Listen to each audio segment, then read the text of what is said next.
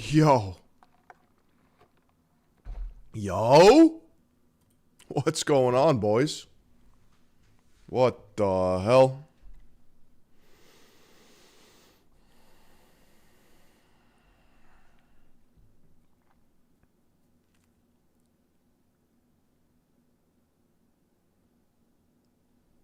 Boys. How are we hanging on this Friday, dude? Are you kidding me? It's the based hour. Chad, I got good news. I got good news, bro. Chad, I got good news, bro. I have a schedule for Monday, Tuesday, Thursday, and hopefully Friday. Wednesday is still tentative, but I'm nailing down a schedule. That's massive, which means the 9:30 start time is going to start becoming more and more and more. It's like the early bird is getting the fucking worm. The early bird is getting the worm.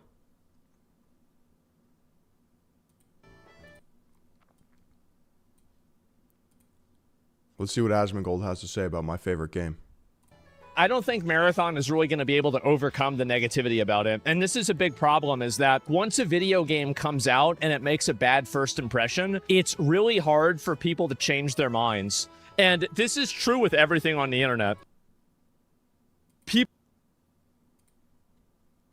Now my computer's frozen. Okay. You know, YouTube is YouTube is dog water. What is going on here? Marathon's the best game ever made.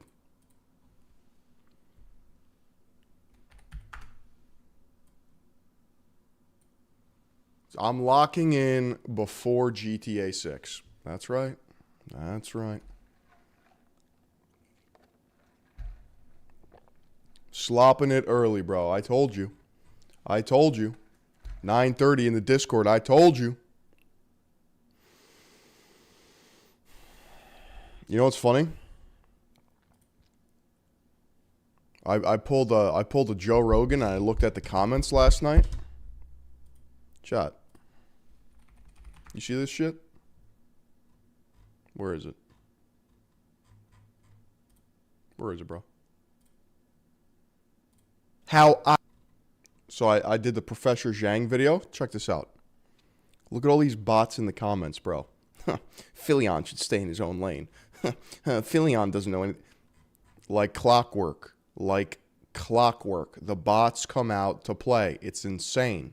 It's preposterous. There's Chinese spies in the chat.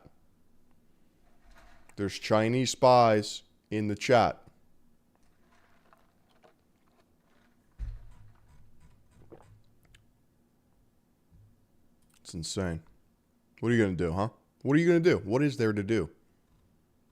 The bot situation is insane. That's right.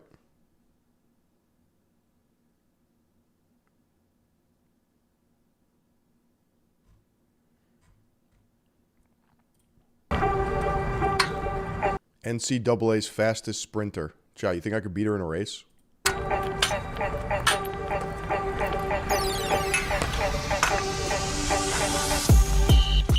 100%.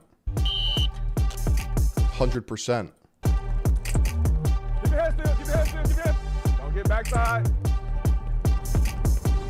Nah, she's cooking. Yep. I'll give her that. She's cooking. I still think I win, though. Because I'm a fucking gazelle. Things you keep so true. on your wrist. A lot.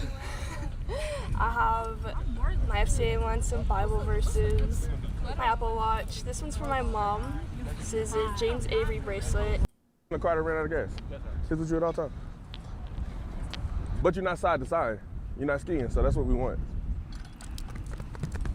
That's a good launch. It's a good launch. Chow, what's going on the internet today? What's going on? It's too fucking early for this shit, huh? You know, it was a fun video yesterday, the Paris catacombs. I had a lot of fun reacting to that. Those are some funny-ass jokes. Some funny-ass jokes. Sheesh.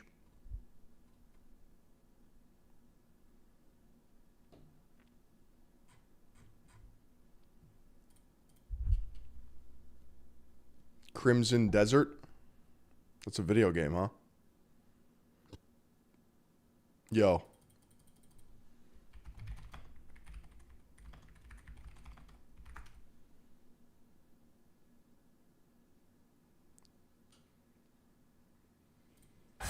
Chat, you want to know one of the craziest clips I've seen yesterday? Check this out. A buzzer beater flying squirrel. Okay? A buzzer beater flying squirrel. What does that mean? So this guy's down by 4 points. Well, 3 to tie it, okay? In wrestling. So he's got to take his back. Very sus. He's got to get a takedown. He's got to get something. Look at this shit. What the fuck?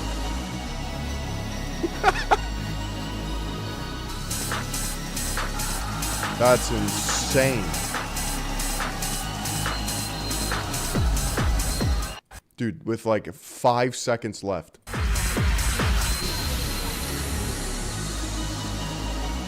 I didn't even know what hit him. But then he like fucking throws him. He uses the momentum and slams his ass. Hey, yo, pause. You get 1 per match because of the cooldown? So true. Oklahoma high school wrestling had... Dude, there's nothing worse than the spattle, though. Dude, there's spladle. There is nothing worse than this move, bro. Oh, I guess we should shake hands. Sure. That's the gentleman's thing to do. Hey, wait, is it freestyle or is it folk style? Bring him up.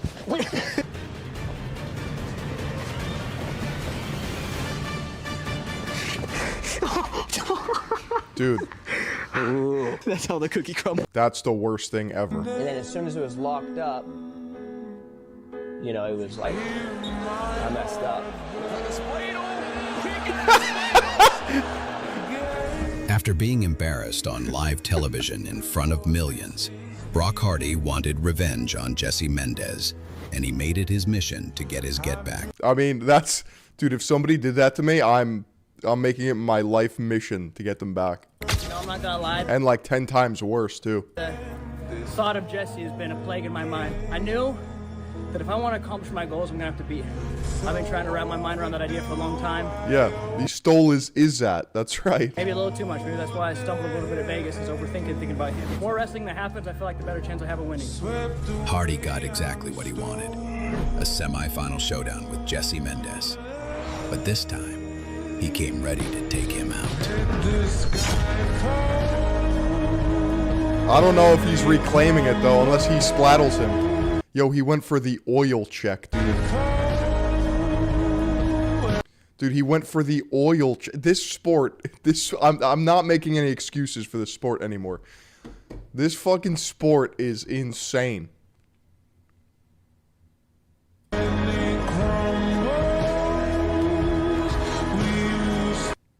don't know, dude. You got splattled. Sure, something like that, right? Yeah. So then I'd go over your head and under your leg. I'd lock. Get some leg in there. Back. Sure, something like that, right? Yeah. Wrestling or BJJ? I don't know. They're both bad. Brooks gets to the leg, head on the inside single. Oh, what's going on here? Bo Nickel trying something crazy. And he's going to spladle. Potentially. Oh, looking for a fall. Wow, Bo Nickel, get out of here. Wow. Yeah, I don't know, dude. I don't know. My son is not doing that sport.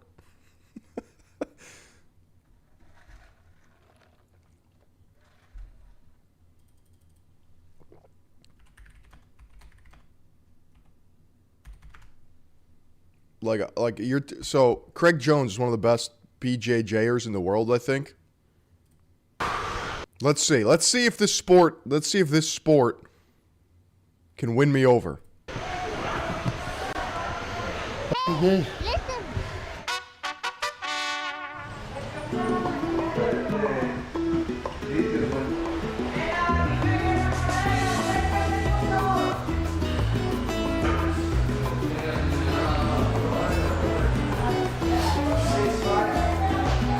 Amazing, yeah. Whatever you want, yeah.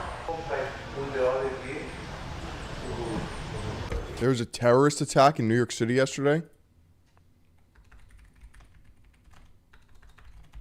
The fuck? That's cool, dude. That's sick. ISIS-inspired attack. Cool, dude.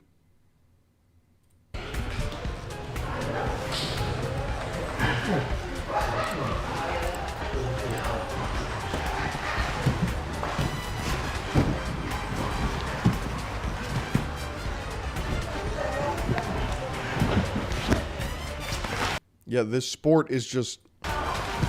Chat, I'm trying, dude. He's grabbing his pants. He's grabbing his pants.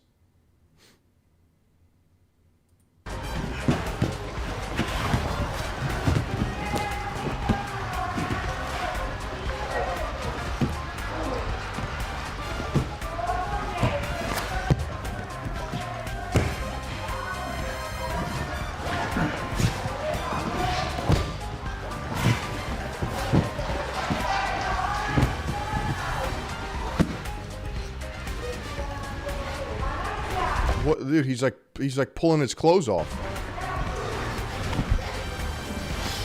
Can you do that? Can you untuck their gi?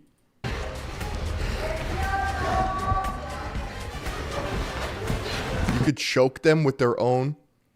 Yo, Marin, good morning, brother. Yo, Marin, I was telling chat. I don't know if you saw it in the Discord. I'm locking down a schedule, bro. 9:30 a.m. 9:30 a.m.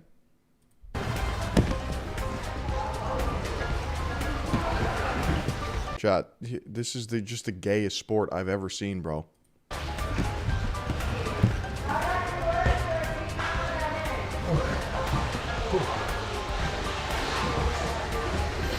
Like, I guess it would be fun.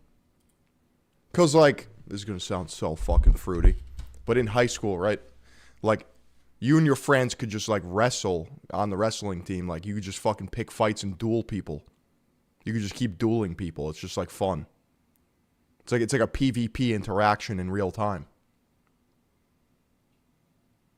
Crack like that, Marin. Crack like that. And I'm taking reading lessons so I can read chat better. I'm going to start with Dr. Seuss books.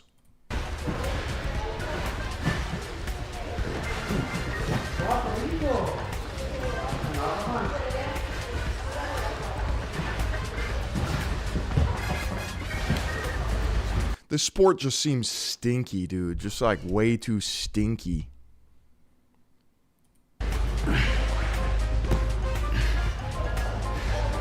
gonna break his foot.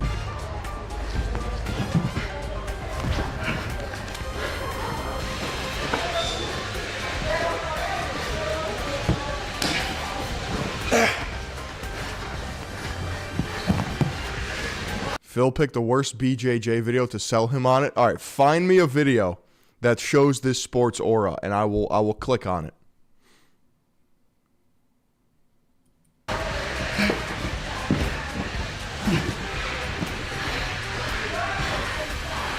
Yo, we out to the Greek bathhouse?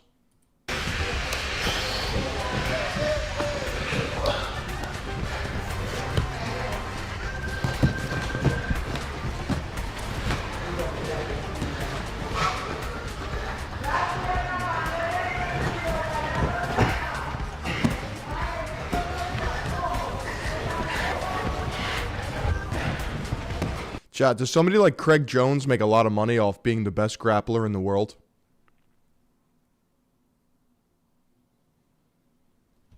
Here's a better example, okay? Here's a better example. Do you guys know how much boxing matches make? Okay. Now, do you know how much jiu-jitsu matches make? The answer is no, you don't, because nobody cares about jiu-jitsu.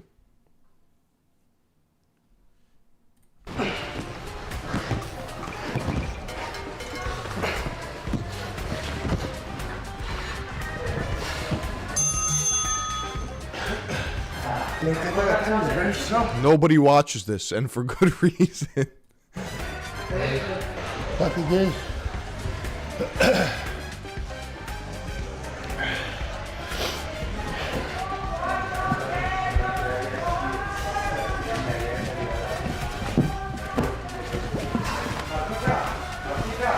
What is this guy's head? Is that optimal for BJJ? Jesus Christ.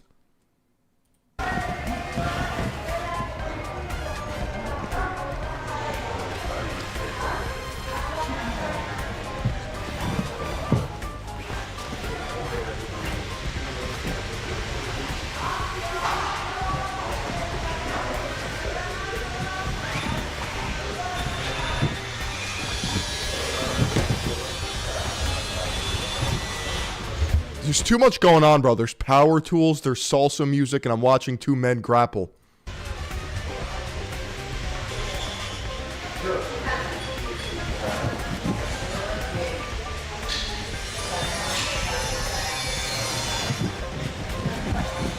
And you know what the thing is, too? Nobody ever looks good doing BJJ. Like, they like, maybe it's the HGH or the test. I don't know. They all look like fucking... Like, they look like brutes. Like, Boxing, you have some handsome dudes. Pause. Boxing, you have some handsome dudes, bro. Pause.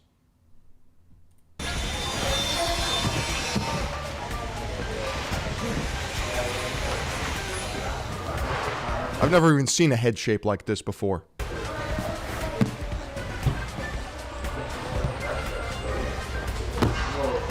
Chat, my goal is to turn you all into lethal strikers. Click this video? Alright.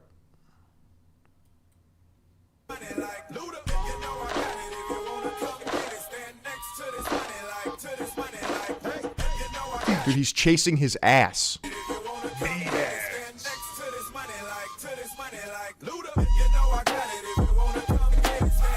This is wrestling. This seems like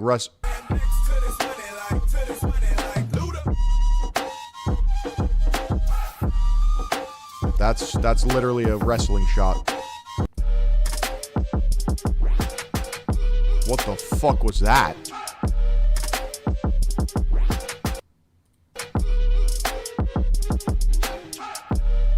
Dude, what is that called? The alligator death roll? What is that called? A heel hook? Watch this for BJJ aura? You mean... Hello again, my fellow jiu-jitsu peeps. Jiu-jitsu as we know it has been around for about a century now, and people from all walks of life seem to enjoy it. Some do it for self-defense, while others do it because it's a fun way to stay in shape. But as long as it exists, there will always be those of us that try to push our own limits, go beyond what anyone has done before, and achieve something. There's just... guys, it's like an aura vacuum, bro. So dudes, we're going around asking people if they take me down, they can get $100. Yo, bro, take me down, bro. I got the cash right here. If I can take you down? You can take me down, yeah. That means so if you can put me on the ground. I'll do it. You want to do it? Try it. Okay. What's your name? Dylan. Dylan, Josh. Nice to meet you. But this is just one of 7 random people we'll be testing our skills against today, and hopefully I don't lose any money. I'm also here with my friend Cleve. While I'm a purple belt in BJJ, Cleve is a blue belt, and we'll both be doing this challenge today. But first, I'm up. Okay, Dylan, I do have a waiver. No, I'm scared. It's okay, I won't hurt you. Do you have any martial arts training? No. No? No, Okay. maybe karate when I was like 10. What are the odds are that you can take me down? Can you take me down, Daddy? 0. No, hey, for the Daddy, please. Take me down. Just take me down. confidence, I'll say 1 out of 10. So I'll give you 3 chances to do it. And a takedown only counts if he puts me onto my back or into I'll pay you to take me down. position and controls me. But if I take him It's down it's on Patreon. first, that's one less attempt for him. I'm quitting BJJ because of Phil. Thank you. Thank you. And his first attempt starts now. The thing about approaching strangers is that you never know what they're capable of. Dylan claims to not have recent martial arts training, but instinct, athleticism, and strength play a bigger role than most people think. But can he take me down? Just as he tries to trip me, I throw him by to a single leg takedown, and now he's got just 2 attempts left. He's being much more active this time, trying several different trips, but what he doesn't know is that he just set himself up for one of my favorite judo throws. On his final attempt, he goes for the same throw. I'm double training BJJ because of Phil delusionally. All right, that you get a pass too because that's severe. That is severe behavior, and severe behavior gets a pass. I just hit him with. I defend, and he almost drags us both to the ground, but I lift him back up since I've still got one more thing I want to try. Haragachi, is that the judo throw? But then I get lazy, and he slips into a position I really don't want to be in. But luckily for me, he's opened himself right back up for exactly the throw I wanted.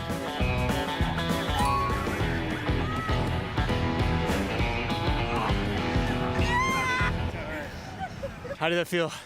Dude, I'd pick him up and throw him against the wall. Tiring. I'd pick him up by his foot and then spin him around like Bowser. So long, gay Bowser! Yeah, Pilates is more masculine. Everybody we do this with, we offer. At least you're surrounded by women doing fucking... Okay, this is the problem, right?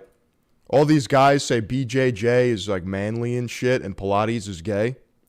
Yo, I'm surrounded by big cheeks, tight waists. You're surrounded by the same thing, but with men. That's crazy. Jiu-jitsu training. You can find me on Instagram. Do you want to give it a try? $100, nothing to lose. Dude, Yeah, you want to take a try? you might be able to do it. What's that? So what's your name? Oh, dude, if he loses, then he steals his Izat. The camera? Levi. Levi, do you have any martial arts experience? No. Okay, what are the odds that you can take me down? 0. 0? Absolutely. I think I have more confidence in you than you have in you, but we'll see.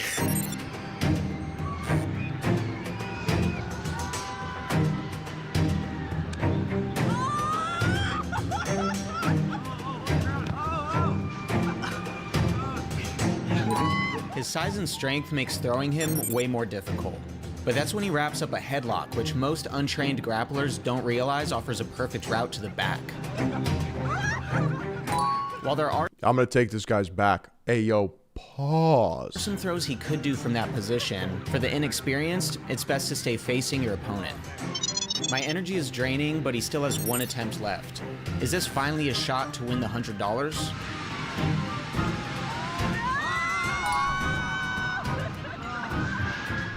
Yeah, Chad, I just don't know about this, bro. I just don't know about this.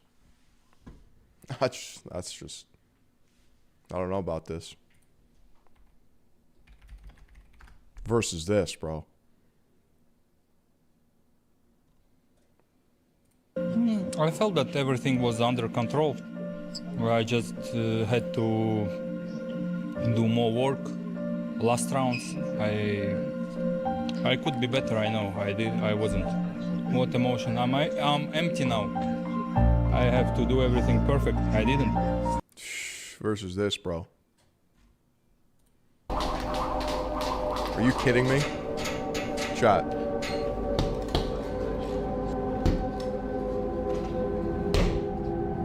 Chat, there's so much more aura, bro.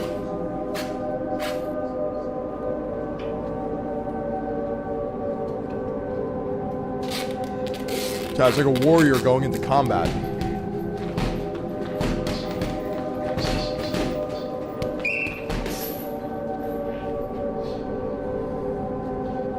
Chat, there's no edits like this in BJJ.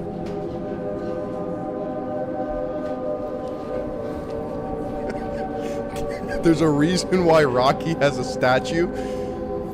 Come on, Rock!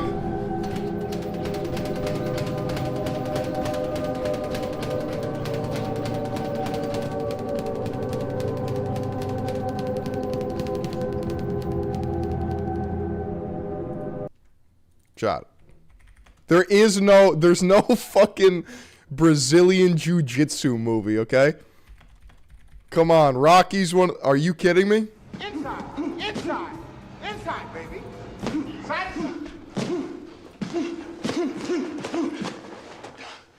Damn, man, what the hell are you doing? This guy will knock you on your ass. Come on, Rock, it's not a game. You want to live in the hospital for 5 weeks this time? You thought I was tough? This jump will kill you. All right. Come on, get your head on your shoulders, man. Think about it. Damn, Rock, come on! What's the matter with you? Tomorrow. There is no tomorrow. Dude, that's a fucking core tenet, bro. Damn, Rock, come on! Damn, Rock, come on! Dude, where's my edit? There we go. This is required viewing at Third Eye Global.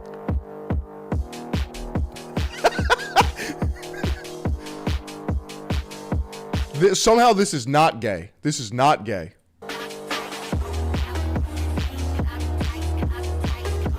This is actually the straightest thing you could watch.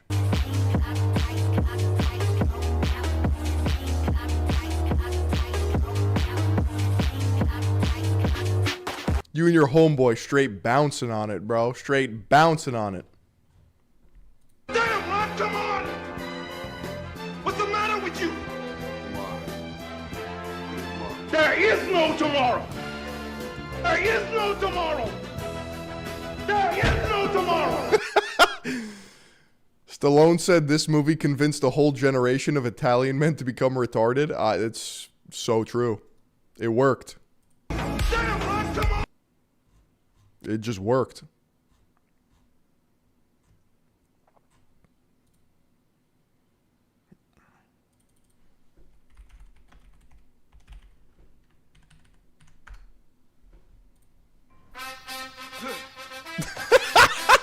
Yo, hell yeah, dude.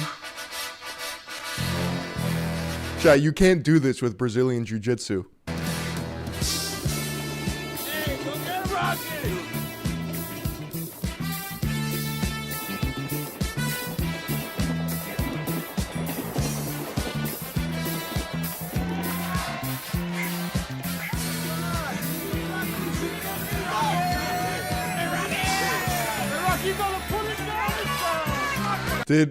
Did he get the name Rocky from Rocky Marciano?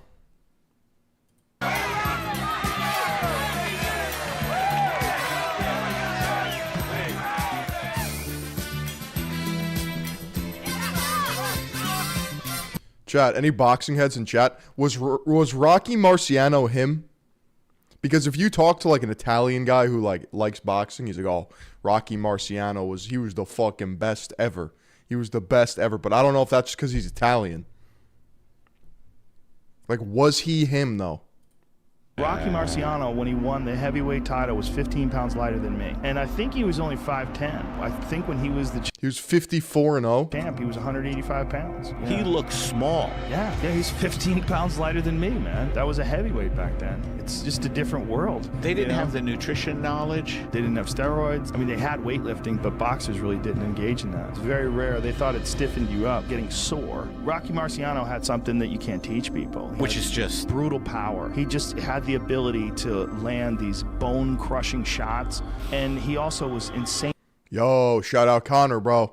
The grind is crazy. Good morning. Yo, I hear you got a coffee shop, bro. I got the coffee right here. Tough. You're dealing with just a different. We're talking boxing, jiu-jitsu. This is the men's hour. This is the man's hour. Out of the 49 fights, which would you consider the toughest fight you had? The one 4 years ago, Ed, when I fought Jersey Joe Walcott, he was the toughest man I ever fought. He was a real champion that night. I do powerlifting, calisthenics, and kickboxing. Strength training absolutely wrecks martial arts training. Say more. Say more. Let's hear it. He used Do I train? Yeah, I've been boxing for like 3 years, but the element of surprise on me and had me down in the first round. It was the first time I was ever off my feet. It was with a good left hook, but he sure set himself for it. Became a terrific puncher. He was flat-footed. I was hurt, bleeding, cut, and he was ahead on points. But in the 12th round, I thought I hurt him, and in the 13th, I was able to knock him out.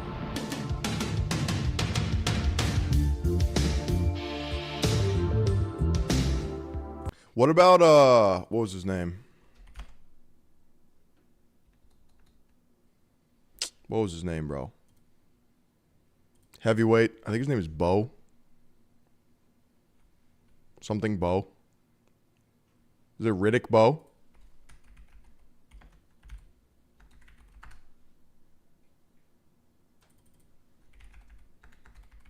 I can't fucking spell.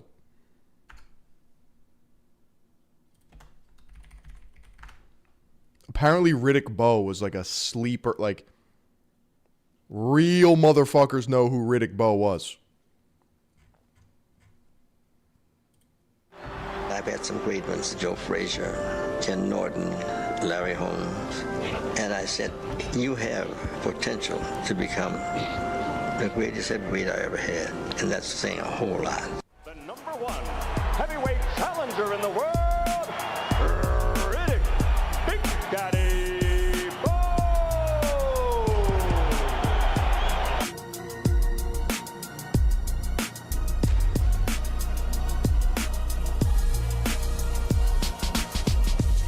Yeah, why was it so sick back then, dude? Everyone was a fucking killer.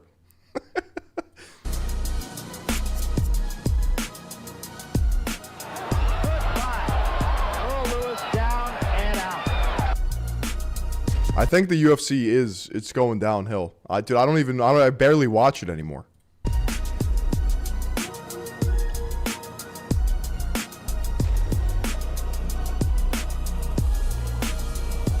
God damn.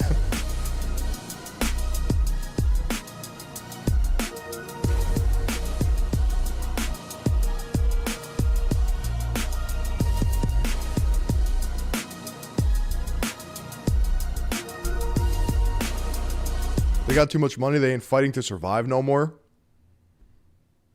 I think so. I think back then they would just fight for free. They'd be like, yeah, I need to reclaim my honor.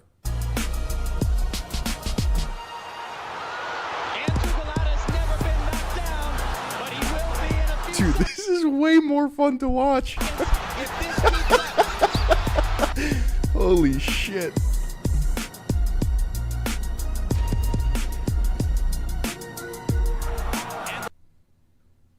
Sonny Liston is the scariest fighter to ever live. Ooh, please tell me why, because I don't know too much. Because Sonny Liston would come to a town. They say he's in St. Louis and he comes to Chicago. The cops will be there, so he can't come.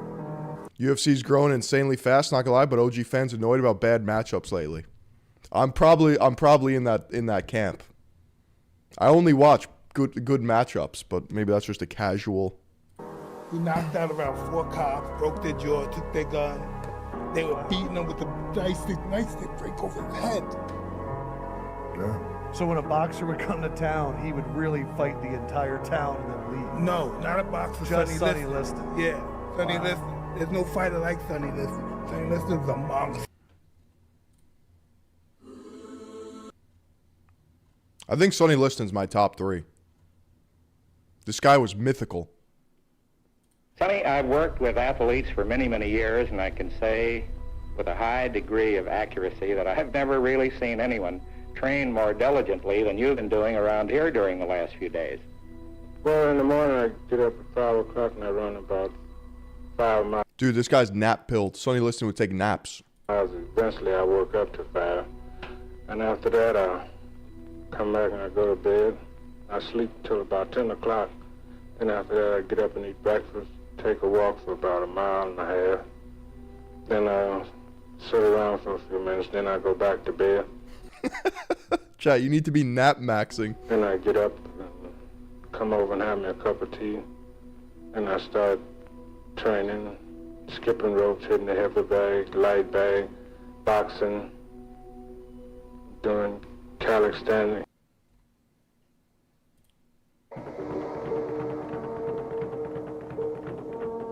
What the fuck is this slowed in reverb ass edit? This has to be AI.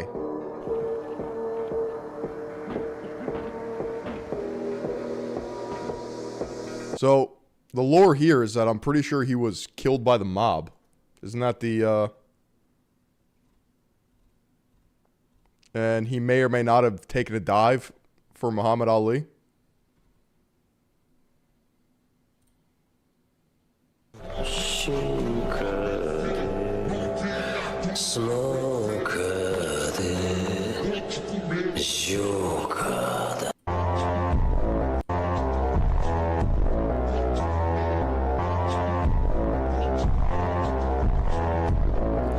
Jesus Christ.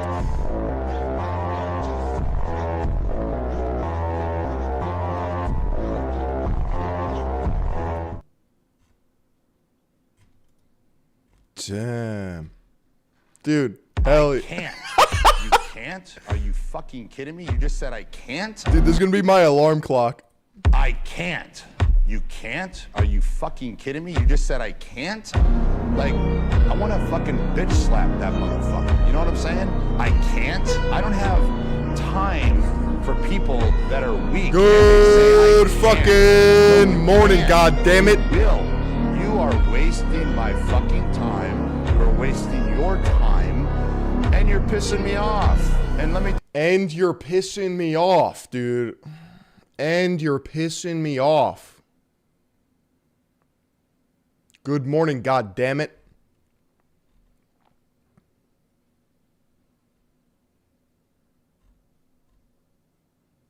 Chat, what are we gonna watch? I don't even know what's going on the internet today. I don't even know. Let me check the reaction tab.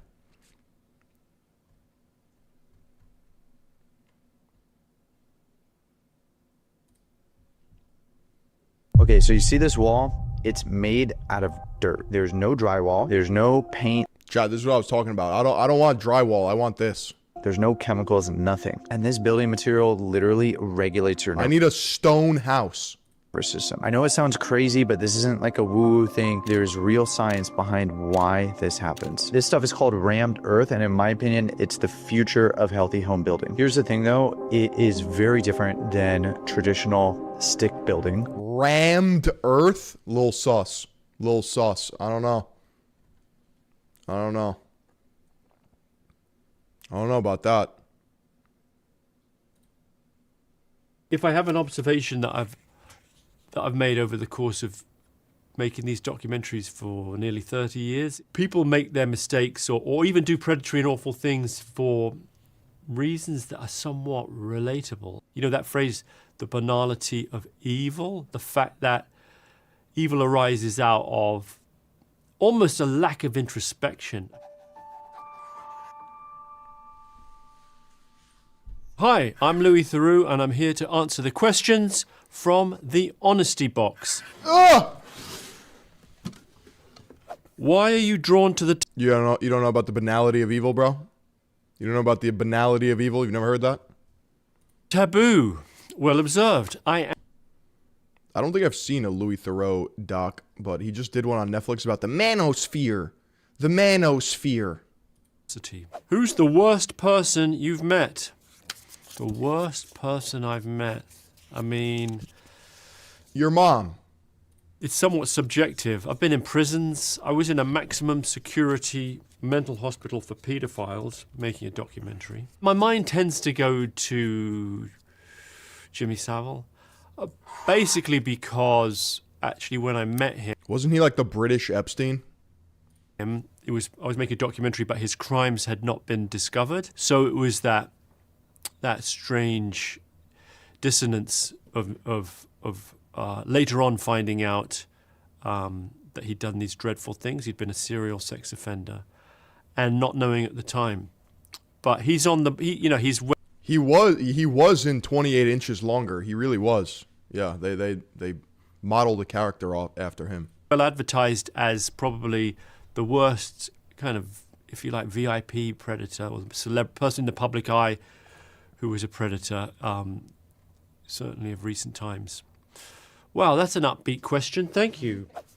If you had to stay at one of the weird weekends forever, which one would you choose? Chad, did anyone see the new Netflix thing? Or is it too sloppy for you? I did a documentary today with this guy, Louis Theroux. That took like a majority of the day. Because I don't know who he is, but apparently he's a respected documentarian. Please suck the dildos. Do you guys know who this is? Who is Louis Theroux? He's basically the biggest documentarian of all time, arguably. And he's decided... Hold on, I gotta check something.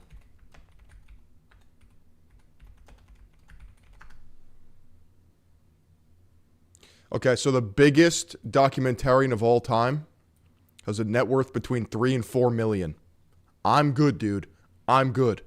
That's it? And people want me to make docs? Are you kidding me? Are you kidding me?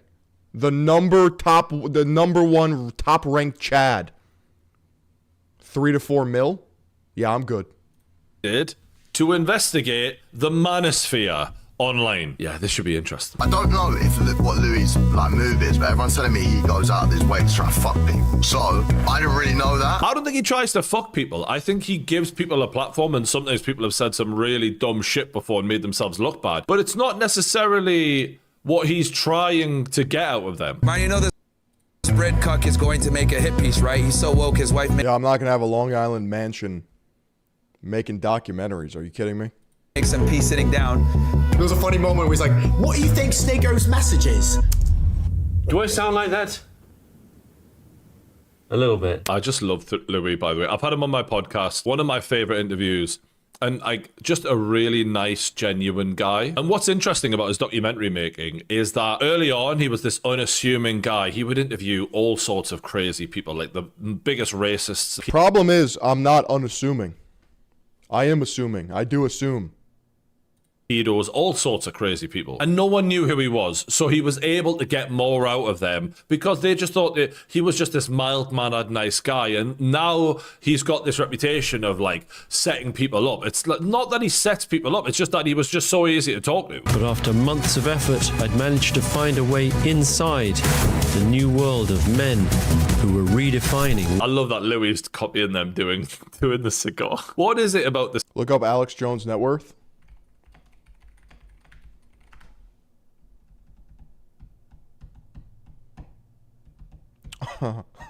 He's ordered to pay 1.5 billion. Cigar. Because yeah, cigars look kind of cool and that, but always? Why is it always the thing? Marbella. Because it's a cargo cult. Spain. All right, we've got to pause it there. Cigar men.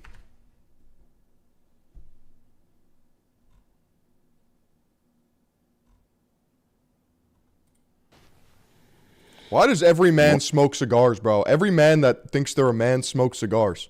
Morning. I've had folks for many months now say, Dwayne, why don't you make a cigar video? Cigars seem to be a major part of who you are and what you do, and we'd like to hear more about it. So I'm going to make a cigar video today on actual cigars. They're repressing their desires to suck on something else. Now, whether I follow up with this or not, I guess depends on what kind of feedback and... Why do I always laugh at the psychoanalytic approach to these observations? Yeah, it turns out you're actually repressing the fact that you're gay. That's just... reaction and traffic I get. So we're gonna do a cigar video.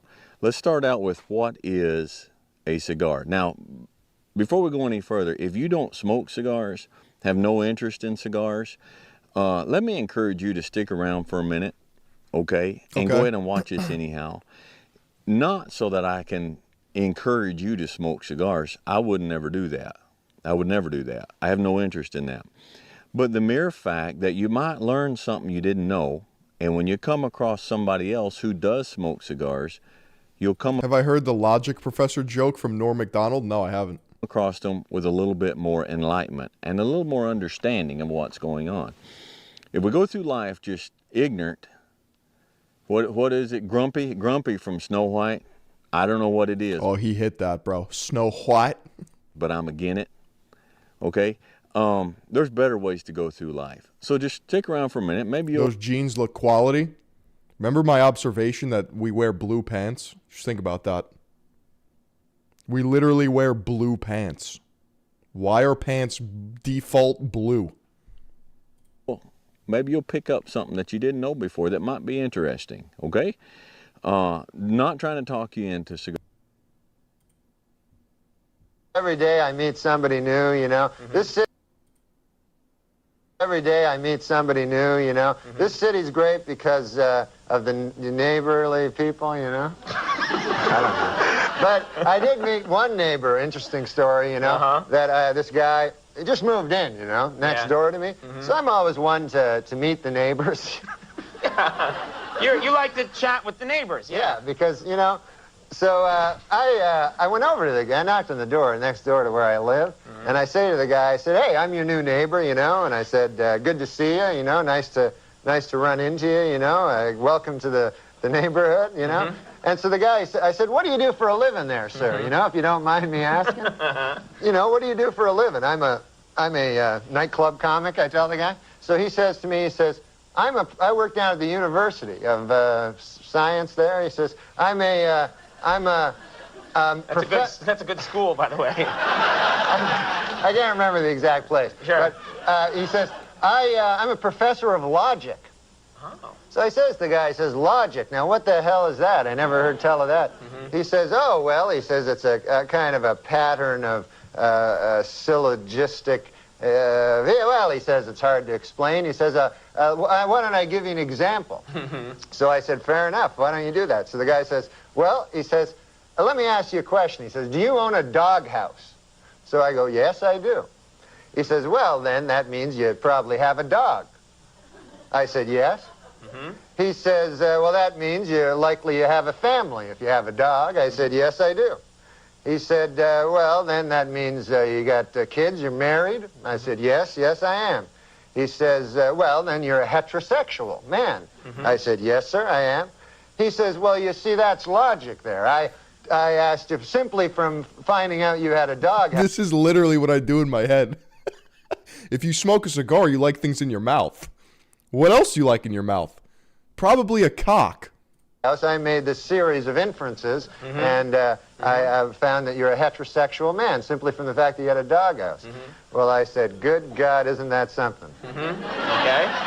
So I said, well, I won't waste any more of your time there, neighbor. And I said, I'll see you later. See you around, okay. So I said, come by one day and have a chicken with me. So anyways, I left. So I left. So I go to get a bus, you know, to the bus stop. And I walk down to the bus stop, and I'm still thinking about this thing that happened to me, you know. And I'm standing at the bus, and no bus coming at all, you know, and 5 or 6 of us standing around, and one guy lights up a cigarette there, and he goes, as soon as you light up a cigarette, the bus comes. And he smokes the whole damn cigarette, no bus comes. Right. So I said to the guy, well, that theory really worked, huh? And the guy goes, well, sometimes it works. Anyways, the guy goes, what's new with you?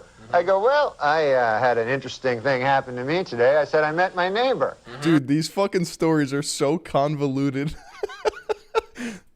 And he goes, oh, yeah? I go, he had a hell of an interesting job. I said he's a professor of logic down at the University of Science. And so the guy says, is that so? He says, professor of logic. He goes, what the hell is that, logic? I said, well, it's a series of something or other. Right. I said, I can't remember exactly, but I said, I'll give you an example if you want to hear an example. So the guy goes, all right, fair enough. So I said, let me ask you this. I said, let me ask you a question. Do you own a doghouse? And the guy goes, no, I don't own a doghouse. So you're gay? So the guy says, oh, yeah, you're one of them gays.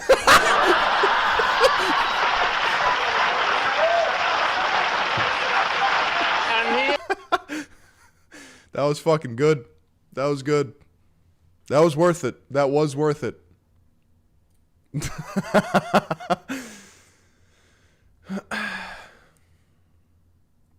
Dude, there's a Norm Macdonald joke I know that he said the joke, but I can't find the clip. And now I can't remember the joke, and now it's pissing me off.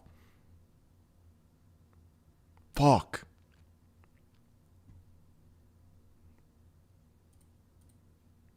Cigars. But what is a cigar? Most people think it's just a big... Yeah, I'm going to try to remember parts. ...giant cigarette. It's not. Couldn't be anything further from the truth. You go on Philip Morris website, and their list of ingredients for their standard cigarette is over 250 ingredients. A cigar is a very, very old style, old product that's been around for centuries, and it's just tobacco. It's just tobacco leaves that have been... It's a flaming tea. ...cured. And it's put together in such a way... Now, when I talk about cigars, I'm talking about quality hand-rolled cigars. I'm not talking about Swisher Sweets, White Owls, Black and Milds, okay? I'm talking about... Dude, my dad likes Black and Milds. With the wooden tip. Actual, true hand-rolled cigars. Okay, the ingredients, as I mentioned before, in a cigar is tobacco and usually fruit pectin. And the fruit pectin is just a little glue that they put on their finger to put stuff together. Dude, I don't want another man putting fruit juice on my shit that I'm about to suck. The things that I like, the things that appeal to me about a cigar are, number one, the fact that it's been around for a long time. Number two, that's you don't know how many times I hear that. It's like, oh, so your dad's black. It's like, yeah. It takes a long time. Some cigars, depending on how they're cured and how they're done, some cigars, by the time you get them, from the time they're planted in the seed, the plant grows, the plant's harvested, the plants are dried, the plants are cured, the tobacco is put together, the cigar into a cigar, the cigar is cured. It might be 5 or 6 years by the time you actually get it in your hand. It's not some factory somewhere stamping this thing out. I like the fact that there are... It's a handcrafted, suckable thing. Specialists, craftsmen, artists, sitting at a table somewhere, choosing out the best of the leaves and rolling them by hand, one at a time. Is it that... Okay, so here's the thing that I've also realized. A lot of male hobbies are it's just autism. It's just autism. It's just autism. Bodybuilding, one of the most autistic things you could probably do. Cigars, autism. Coffee, autism. Gaming, definitely autism. It's a craft. I like that. I like that to properly... Jiu-jitsu, autism. Boxing, definitely autism. Trains, autism. Light and smoke a cigar. There's a way to do it. Cars, watches, it's all hyperfixation, autism. Has to be done right. And if you don't do it right, you're not going to get the value out of it. I like the fact that it takes time to smoke a cigar. We live in a world that is all microwave ovens, Keurig coffee machines, and drive-through restaurants. I don't even get on I-35 anymore. I drive 2 to 3 hours out of my way when I drive up to my daughter, so I don't have to get on the interstate. Because I actually do that too. There's some highways that I literally just avoid because like I would rather have the mental engagement of the scenic route than the fucking slave, hive mind, bug brain traffic on a highway. Everybody's in such a hurry. Everybody drives so fast. Everything's instant. Everything's now. I like the fact that cigars it's contemplation. It's release of stress. It's just to sit down and do it right. This guy's nervous system seems to be regulated. That's pretty gay that I said that, but hear me out. I'm not like this. I kind of wish I was. Because I've entered a flow state before when I was working on like a big project, right? Maybe I was working on like a huge YouTube video. A lot of time and effort. I had to get into a flow state of relaxation and thinking. Streaming does not allow me to do that. I'm fucking cracked, dialed. I like the fact that they're complex. They're very complex. There are a number of different countries who grow tobacco leaves. Here's something for you, okay? And the tobacco, the taste from a cigar, depending on the country that it's grown in, because of the soil and because of the climate, they taste different. If you're a coffee connoisseur and you go into Starbucks, you know that coffee grown in Sumatra, or coffee grown in Brazil, coffee grown in the Andes of Mexico, in the mountains, or in Colombia, they're all coffee, but they have different nuances and different flavors based on where they come from. And part of the joy of coffee connoisseurs is the difference, the nuances in the coffee based on where they come from. Cigars are the exact same thing. Now, a cigar is made up of 3 parts. Okay, you have the main filler leaves in the middle. Now, those will be of a particular tobacco. Now, let's say, for instance, those are made up of a tobacco that's grown in Ecuador. And then around them, you will have another leaf that wraps those together into the cylinder shape. Now, that leaf may be grown in Nicaragua. And then around that, you have... Dude, I don't care that my cigar is grown from 9 different places. Of the wrapper. I'm smoking it. And that leaf might come from Sumatra. And a tobacco leaf comes up and it has 3 layers. There's leaves here. Where the fuck is Sumatra? Layer of leaves here, layer of leaves here.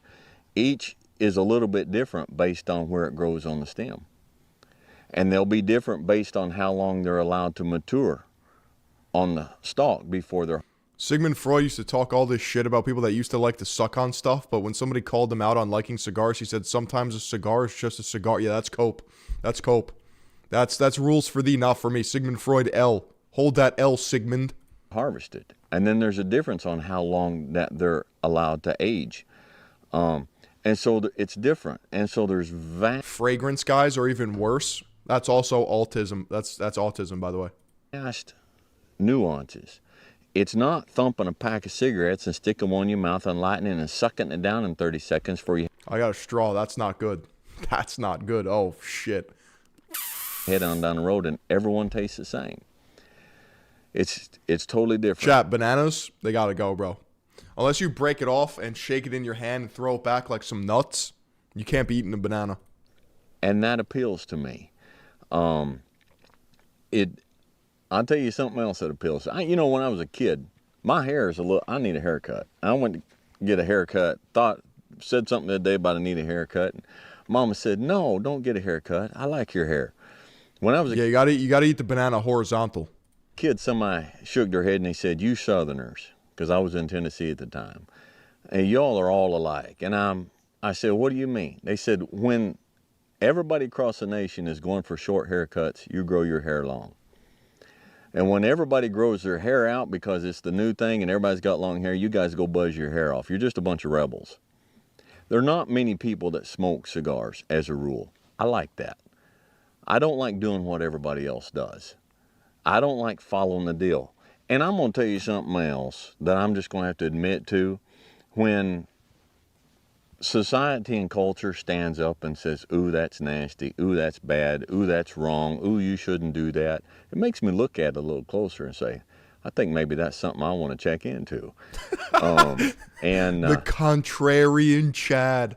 So there's all of those nature and aspects of cigars that appeal to Dwayne. Most people are straight, which is why I'm a little gay with it. I think I just probably messed up the video thumping on my microphone. Sorry about that. they appeal. But setting that aside, the actual act of smoking a cigar is something that you have to contemplate. It's something you have to slow down, pay attention to, do it proper and right. Did you know even the smoking of a cigar has to be done right? So you have those three different aspects of the cigar, 3 different leaves. That unique flavor profile that the specialist was going for when he developed that cigar can only be achieved if the cigar is lit properly and if it burns at a very specific rate. Otherwise, what if I fuck it up? Then I'm out. I'm out. Like, I don't even know how much a cigar is. Chat, how much is a cigar? The thicker filler leaves in the middle burn slower than the ones on the outside, and so you start burning 1 or 2 leaves faster than the other. They're not burning together, and you're not getting that flavor. So how much is an expensive cigar? How much is a Cuban cigar? You have to slow down. If you fuck it up, your nearest cigar guy will kill you. And you have to contemplate. Cigars, you get good friends, you get guys sitting around talking, smoking cigars, and there's just a bond, there's just a brotherhood. It's just all. I work at a cigar shop. Of life. Yo, fill me in, bro. Just Cubans are illegal. Have you seen The Sopranos? He's like, aren't these illegal? The cigars. Slows down and things come back into perspective. So anyhow, for what it's worth, that's why Dwayne smokes cigars. As for how to smoke cigars or different kinds of cigars, there may or may not be another video on that. It just depends on what kind of traffic and feedback I get here. It's something I don't know. I think it's still a cargo cult. I see a lot of men smoking cigars. They're not very manly. I don't know. Don't know, bro.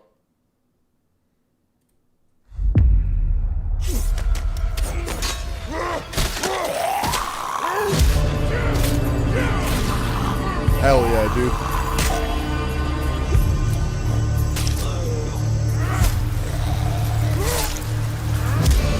Yo, this game looks scary as fuck.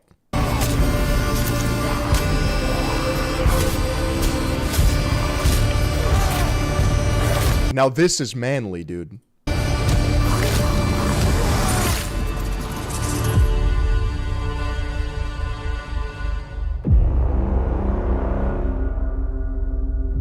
Hi everyone, Ulrich here, creative director for Blight Survival. Fuck yeah, this guy's name is Ulrich, dude. This is who I want making games.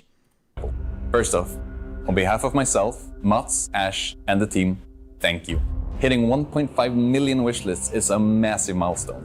We're incredibly grateful for your support. We're taking the time to make sure that it pays off when the moment comes to put Blight in your hands. When we teamed up with Behavior, we spent a lot of time digging into the original vision for Blight. It quickly became clear that if we wanted to truly do justice, we needed to take a step back and rebuild our core systems from the ground up. Holy fuck. Name of the game is Blight. We're designing Blight to be a brutal, visceral game. Combat is meant to be felt, from the first clash to the final deadly blow. These finishes are just one part of our immersive combat system that we can't wait. Chat, the world is healing, bro. To show you in the future. We've started ramping up on small-scale playtests, so for anyone who's interested in shaping the future of Blight, join us on Discord. Thank you from everyone here at the team at Blight, and we can't wait to see you soon. Chat, this looks fucking insane, dude.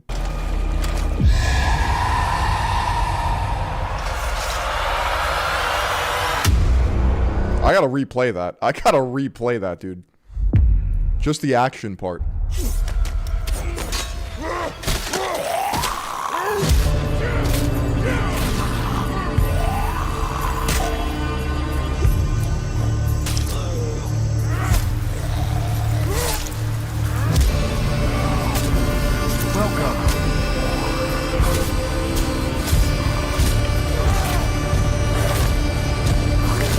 Gameplay showcases.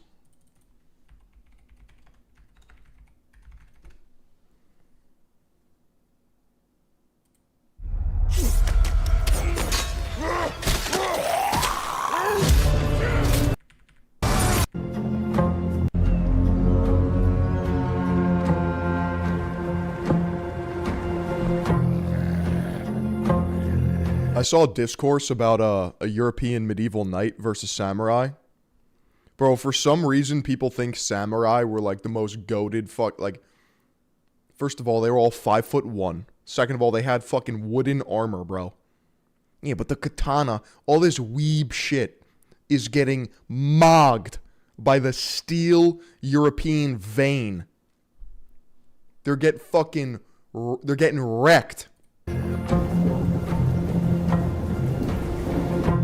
I don't know what it is, though. Maybe it's too much anime, but these people they're delusional. They're delusional. They think that, like, just because it's esoteric and Eastern, it must be better. It's like, no, dude.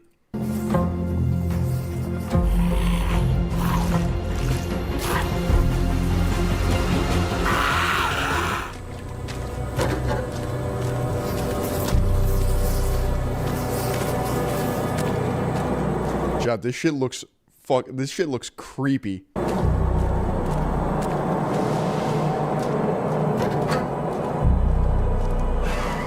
What was the purpose of a Zweihander? Because I know it's got the fucking, like, it's got the points. Is that for, like, they can't, like, bring their sword down because it gets stuck?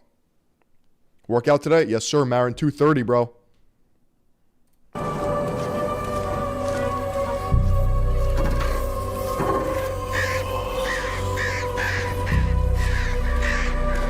Used as a pike. What do you mean?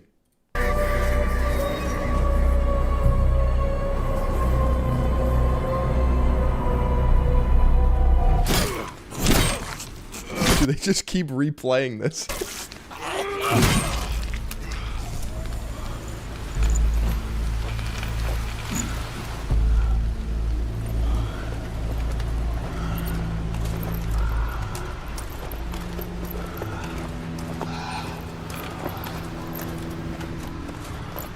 There's something to this slower pace, like Resident Evil 9. It is good. It is good. It just takes some time to getting used to.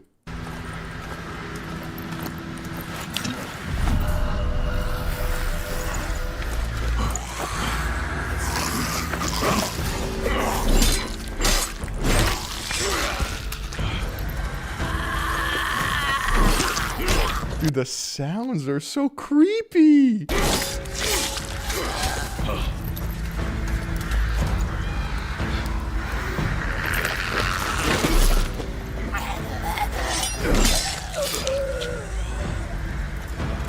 Chat, you wouldn't be able to run in this, right? Would you be able to even jog in this?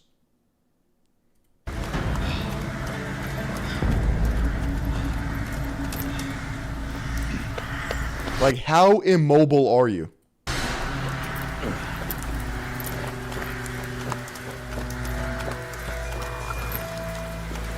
don't know about you, but I could. Like, I could definitely... I could fucking make it work.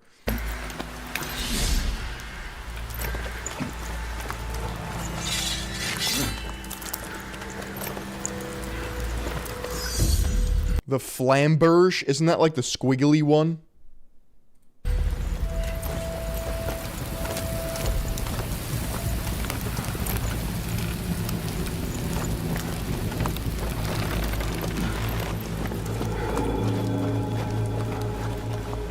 I mean, the fucking Zweihander's got to be the sickest one.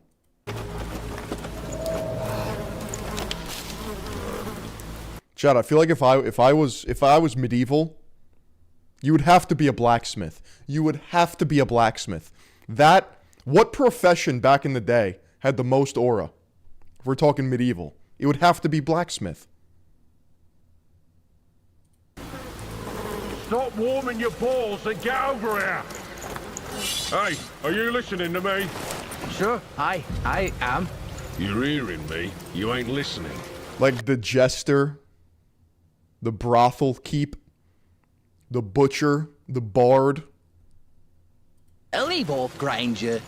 Look at him, or I'll make you. Boy, calm down, will you?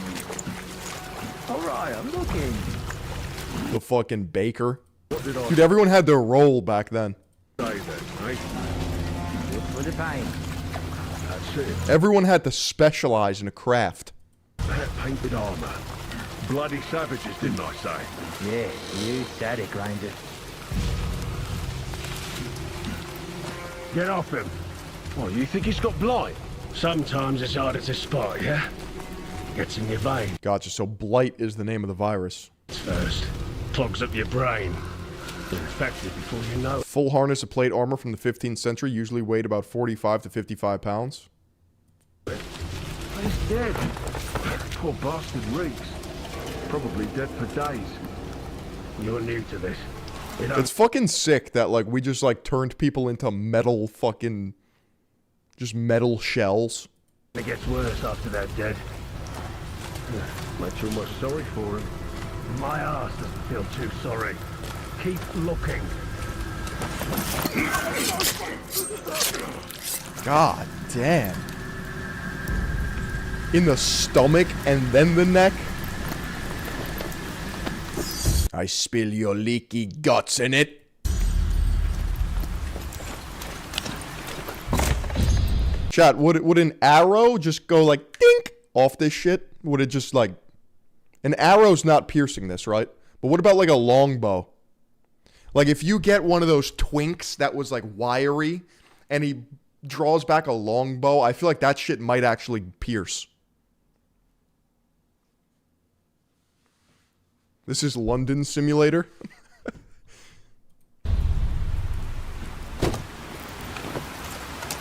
Crossbow pierces it from a medium distance. Nothing pierces armor plate.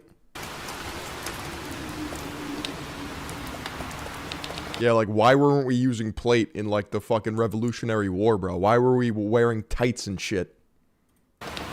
Fucking George Washington wearing cotton joggers, bro.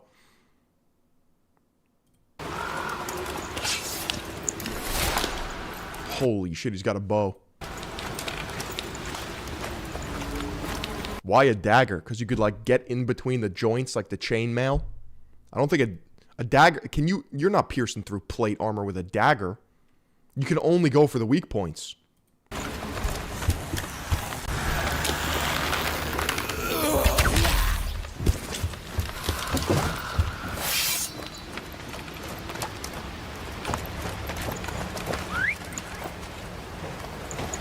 Is that a friend? Are you just, like, out in the world with other fucking gigas? Hey, Raider, don't shoot. This is blight.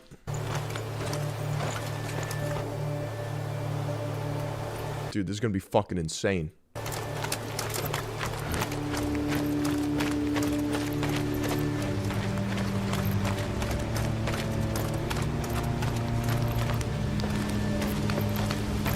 A rondel dagger can pierce plate armor, and it was specifically made for that.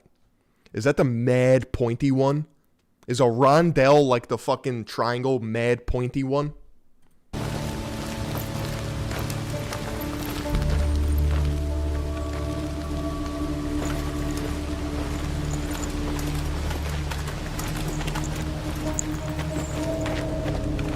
Yeah, it is. It is. The rondel. It's like a fucking... It's like a needle. Dude, that's a rogue weapon for sure, bro.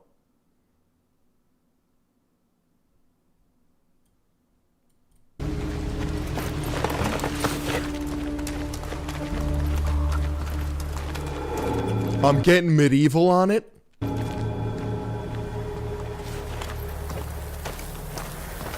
The Western Hinterlands.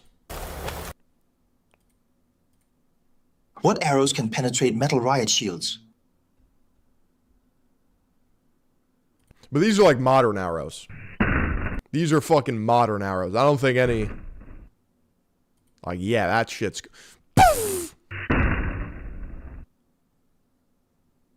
It'd be fucking sick to have those arrows. That's diabolical.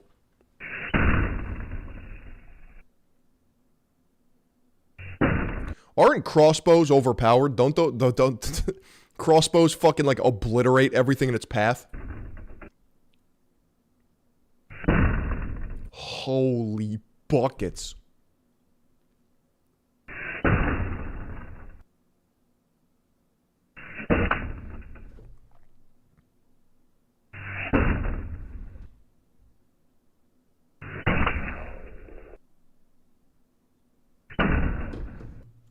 God damn.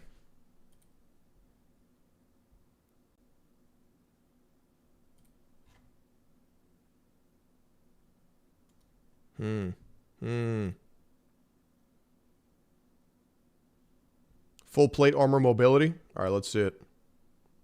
It's about 50 pounds. Dude, I could run. Now, not quite the image of the stumbling fool Nah, he's fucking hauling ass. attired in full armor who could hardly move, let alone get into the saddle of his horse, and where's my pulley or crane? Not quite. And it's obvious. Pole axe, which is not possible for a sword to cut through armor. It simply cannot happen.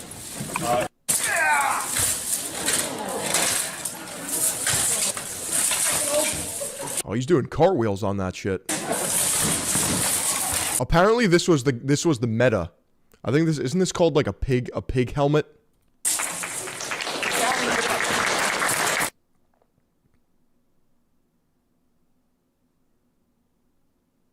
Yeah, it is unfortunate. If you're like a big medieval head, you kind of fall into the cigar category of like the Reddit Chungus LARPers. Like, I wish it had more testosterone. It just doesn't. It should. It should. The ideal medieval knight sphere should have more testosterone and blood and guts. This shit is just like, you're no match for me.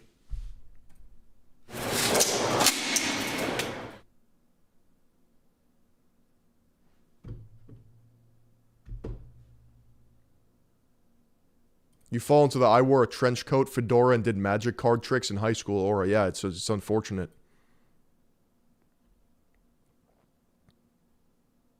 You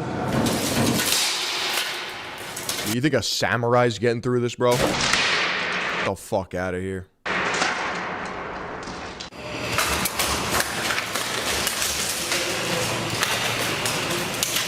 Dude, they're surprisingly mobile as shit. For it to be truly effective, a knight's armor has to allow the freedom of movement to match the swiftness of a lesser armored opponent on the battlefield. Yeah, this guy's hauling, bro. And also let a knight climb or mount a steed quickly. But the design cannot compromise on its protective capabilities. And it has to be able to withstand what is perhaps... Dude, he's doing the light roll. ...pinnacle of medieval metallurgy. The longsword.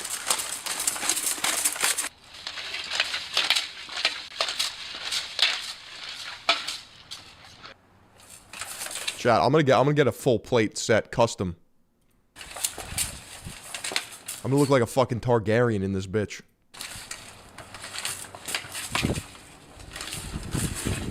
That's that quality build, bro.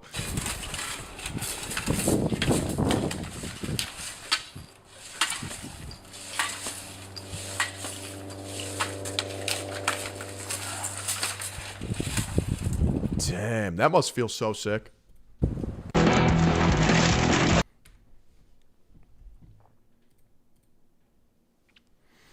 Yeah, I'm gonna start wearing that. When I take the fucking subway.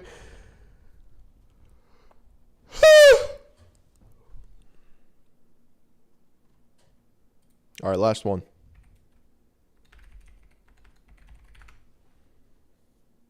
How fast is a greatsword? In fictional media, greatswords via... Dude, look at that fucking sword. There's another two-handed... This guy can't wield this weapon. He's not high enough level. Weaponry are big and heavy and slow, often to the point of slowing down the wielder. But how does that compare to real life? While there certainly are examples of historical weapons that were pretty big, the actual weight of something like this is less than people tend to expect. And while it's not exactly a whippy fencing tool, there really wasn't a lot of point in a weapon that took 30 seconds to reset after each strike. So even the heaviest of weapons were intended to be used relatively quickly. So let's put that to the test. At 2 meters long and 3.6 You see what I mean, chat? It's a little goofy. kilos, this is on the larger side for swords that would have seen use. And at a relatively scrawny 5'11", I'm way on the smaller side of people that would use them. So if I can make it do this, then imagine what could be achieved by someone who knows what they're doing. How fast is... Okay, you blow your back out 5 minutes into the battle? Probably.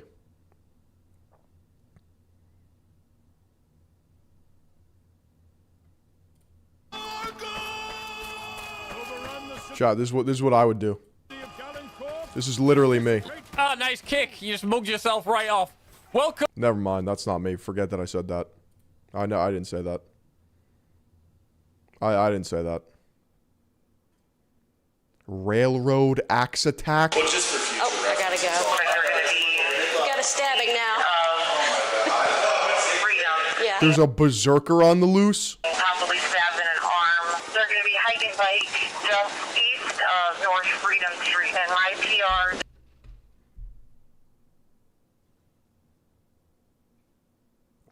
Where's the guy? Oh, here he is. Axe down now. Put it down. Police department! Get on the ground! Get on the ground!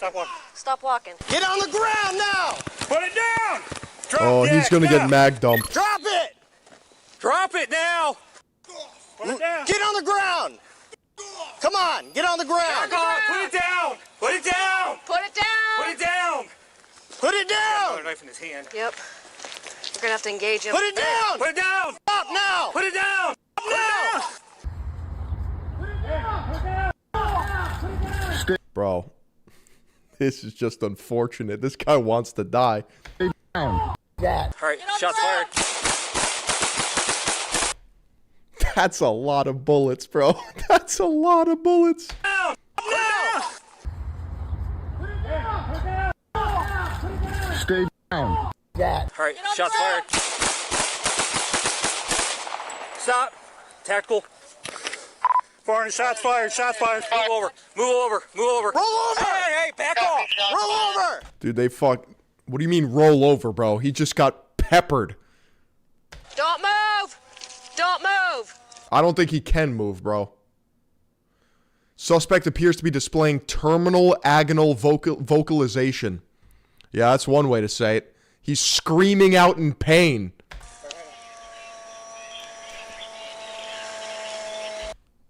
Dude. All right, we're gonna need a 10 down here and another He's alive? squad. All right, I'll hold lethal. You guys get up. Let's get him away from the weapon. There's no way this guy lives, right? There's no way this guy lives. Are you kidding me? No. Where else was he? He's hit. Head? Here's the tourniquet, I don't know. You guys saw where he was hit? He's got multiple shots through the back, chest, arm, shoulder. Does he live, bro? He's going to the ER? Yeah. We're just gonna wait for Dustin down there. I'm going to be transferred to UH. I'm on 83 with to UH. You okay? Sorry. The axe and knife-wielding suspect, 43-year-old Matthew James Fries, allegedly sustained bullet wounds in both legs, both arms, torso, and head before succumbing to his injuries. I thought, God damn it, I thought he pulled through. An autopsy confirmed he was high on methamphetamines. His criminal history stretched back to 1999, including convictions for 2 counts of first-degree assault, 2 counts of first-degree domestic violence, 3 counts of disorderly conduct, 1 count of carrying a concealed weapon, 1 count of aggravated menacing, 1 felony count of possessing methamphetamines, 1 count of vandalism. Roll over! Oh! Dude, that's it's dark and sad. I guess. I don't know. Just the optics.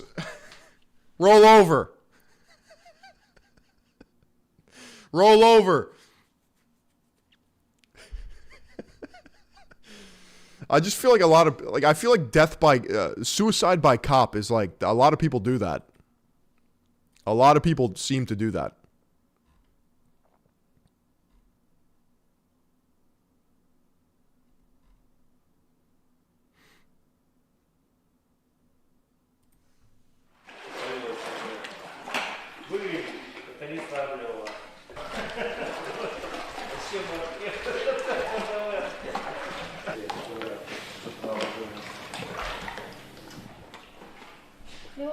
Hell yeah, dude. Seal core. I think aquatic animals, like, I think there's going to be some karmic justice. Like, I feel like World War III is not going to be like humans. I think it's going to be humans versus the aquatic. Like orcas, dolphins, seals versus humans.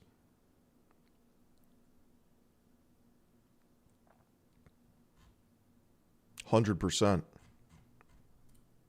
What about sex dolls? Would you learn? They good? Are they bad? Didn't you? Hang on, didn't you? Bro, this guy's got he's got his socks out. He's got no pants on. Did you design one? I made one in my likeness. I did. Well, I was on the hunt to make. Is it one for sale? in my likeness. Yo, yo, what a fucking gooner, bro.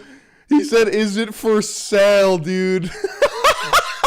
What about sex dolls? Would you learn? They good? Are they bad?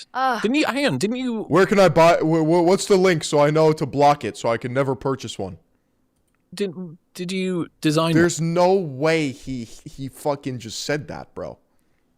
One. I made one in my likeness. I did. Well, I was on the hunt to make. Is it one for in my sale? likeness. Dude, fatality, bro. This cheeky bastard, bro. Yo. I got to do his podcast now. I got to do his podcast. Chad, he hit me up like 6 years ago. I never answered. That's on me. I apologize, Chris Williamson, bro. I got to ask him about this. I'm not kidding. Here, I'll show you.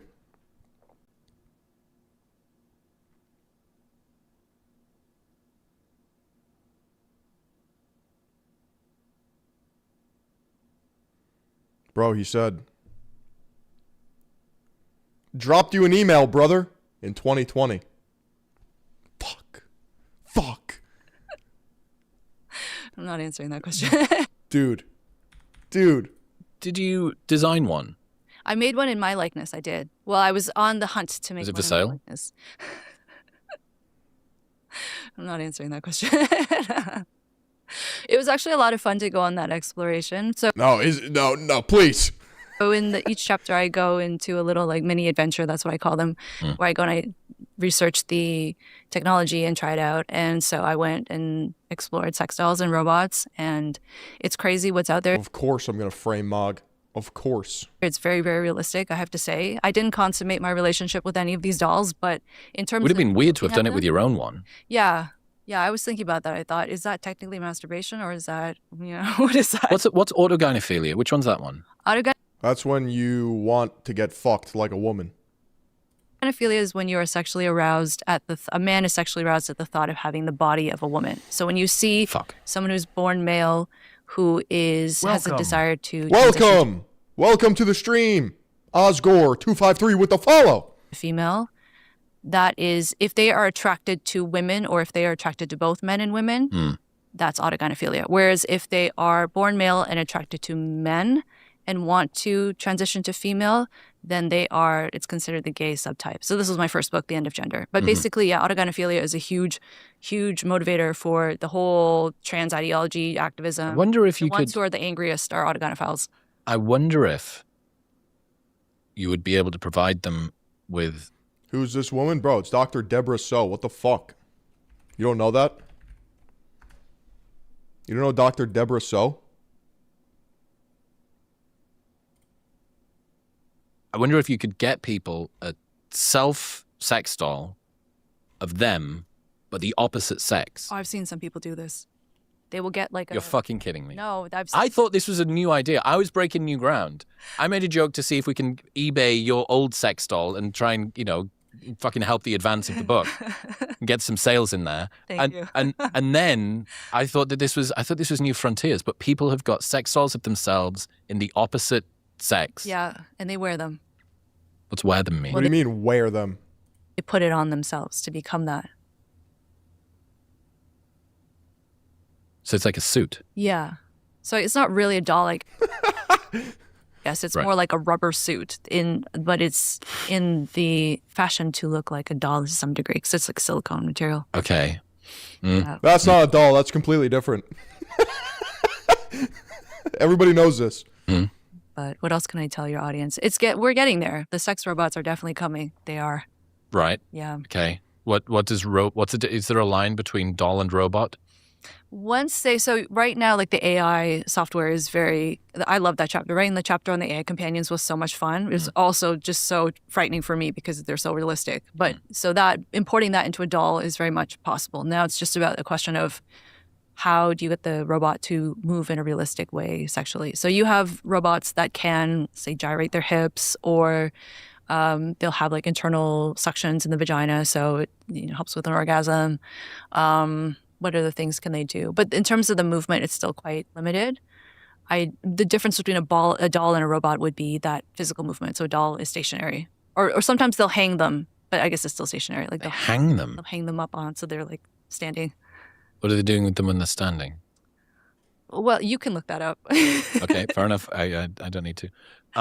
That's right, ladies. You've been replaced.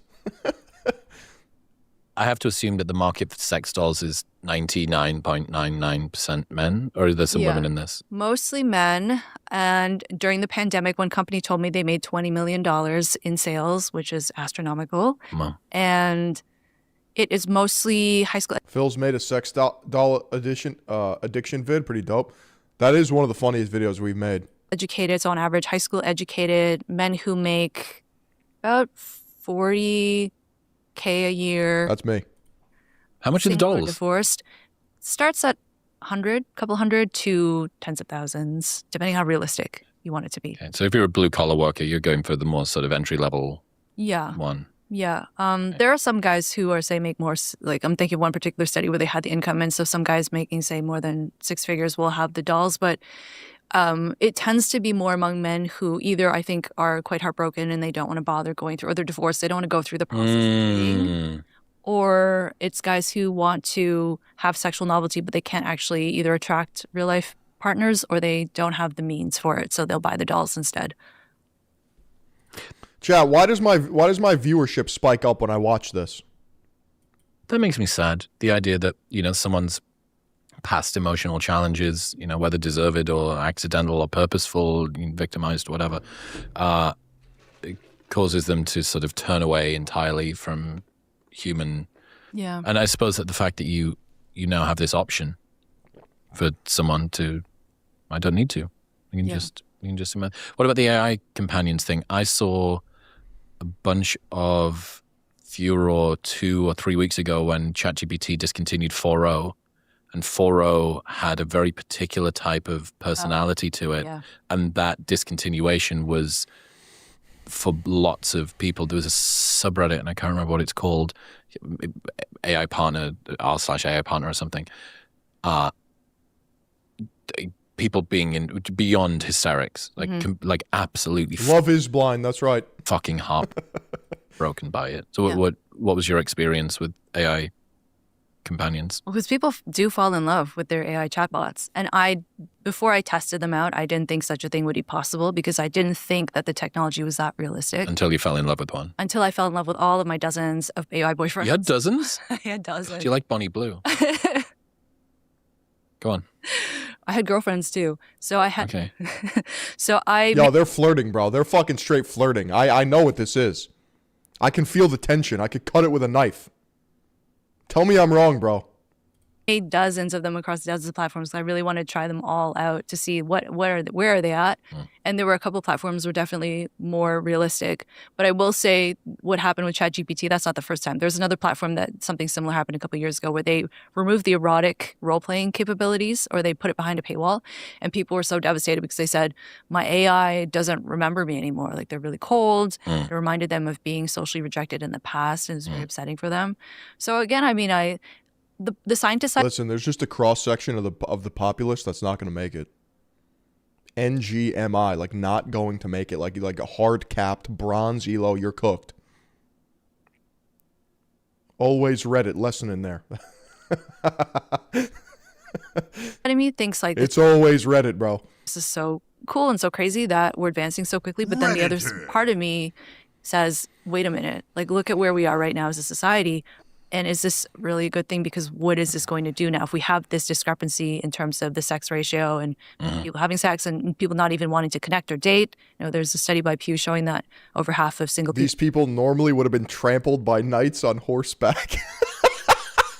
people are not interested in dating at all. So now we have not in short-term, not in casual or long-term mating. Yeah. It's wild. I remember seeing that study. It's going to be so easy. Can we watch something and learn something useful? Dude, I just taught you about the Zweihander. I just taught you about the Flamberge. I just taught you about plate armor.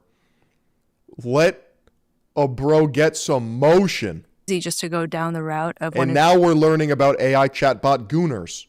These alternatives, and they are so realistic. Like, you really cannot tell that it is an AI. If I had not programmed it and myself had said, this is your name, this is what you look like, this is your personality. It's only...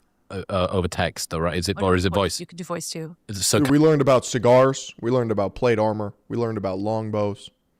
Now we're learning about new women. That's right.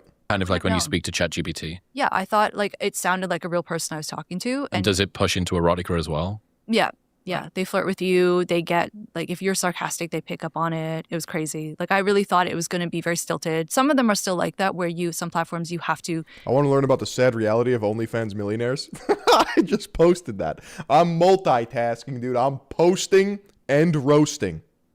It's insane. Be very literal. Really work with it. Yeah. They're a difficult partner. Yeah. In other news, you've probably heard me talk about Element before, and that's... Never heard of that in my life. Never heard about that in my life. Dude, the Riz. Well, I was on the hunt to make... Is it for sale? The Riz is crazy, dude. Damn.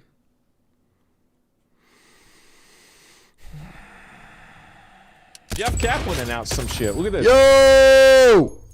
Osgore253 with the gifted sub. Thank you, bro. This is the new game Jeff Kaplan announced. So Jeff Kaplan was one of the creators of World of Warcraft, I believe. Let's take a look at it. We're obviously going to play it. There's no audio for this. Why is there... Oh, bitch. Yeah. And... Overwatch creator Jeff Kaplan announced a news project, The Legend of California. Nah, it's just I don't care about California, dude. Eventually broke me. Why Jeff left Blizzard part. Not right now, but we'll watch it as some. It used to be like in 2016 and 2017, I felt very in control of the Overwatch team and the direction of the game as a game director. You know, working with Ray Gresko as the production director, felt like we were running over. This is 5 hours without food. Like, shut the fuck up, fat ass. You fat piece of shit. You can't do anything for 5 hours without needing to job. And I think the fans were happy. Yeah. And then as we transitioned, you know, Overwatch League was the best intention. You know, my parents always say the road to hell is paved with good intentions. Yeah, that's right. That was the Overwatch League, and it ended up being an albatross. Did I see the new Andy Pants video? No, I didn't. And then Overwatch 2 was the same thing. And what it boiled down for me, like what sort of ultimately... Yo, get to the point! ...broke me in my Blizzard career was I got called in the CFO's office. And he sits me down and he says, he gives me a date. Motherfucker, which dude. At the time was 2020 and was I going gotta stay to loose like a goose. 2021, but at the time it was 2020. Yeah. And he said, Overwatch has to make in 2020. And then every year after that, it needs a recurring revenue. And then he says to me, if it doesn't do dollars. I feel like one punch from a regular guy. Yeah, you got to make sure that you're not that guy. You got to make sure that you are the puncher in all these hypotheticals. We're going to lay off 1,000 people, and that's going to be on you. If you get to the point where you think that a man can punch you once and kill you, you got to do some work. All right, I don't even know what they're talking about. I had a much better time listening to the Asian Gooner. Andy Pants.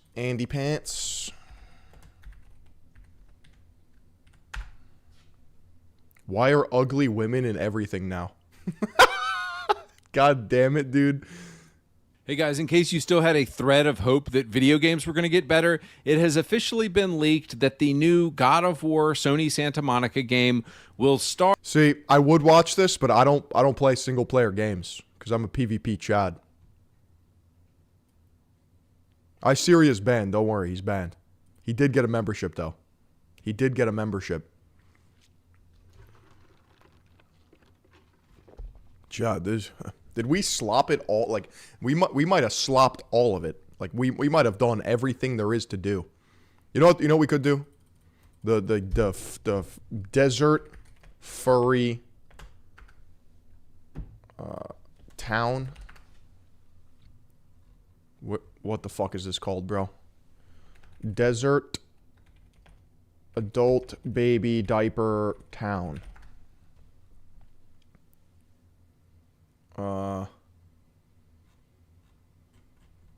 Some disgusting, disturbing news has come across my desk, and so I'm once again calling upon all of the Here we go. Sound as people walk. There we go. Here we go.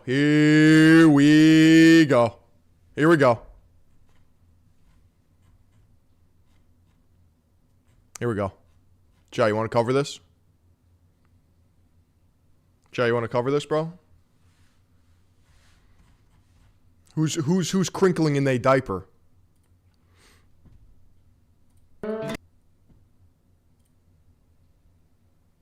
I apologize in advance for this one. Adult babies are buying a town. Deep within the Mojave Desert, adult diaper furries are slowly buying a town. I bought all the land, so now the land extends from those trailers in that little road all the way over to the next gray trailer. You heard that right. They've been quietly purchasing an old Nevada ghost town and turning it into a full-scale adult. This makes me want to convert to Islam. Alhamdulillah. Mashallah, inshallah, brother. Joe Rogan was right. Weak men create hard times. Hard times create strong men. Strong men create good times. Good times create weak men. Old baby paradise. We could shape this place into something absolutely amazing and absolutely unique to any other. You see, in the Bible, God turned these people into salt. But now they live amongst us. ABDL place in the world.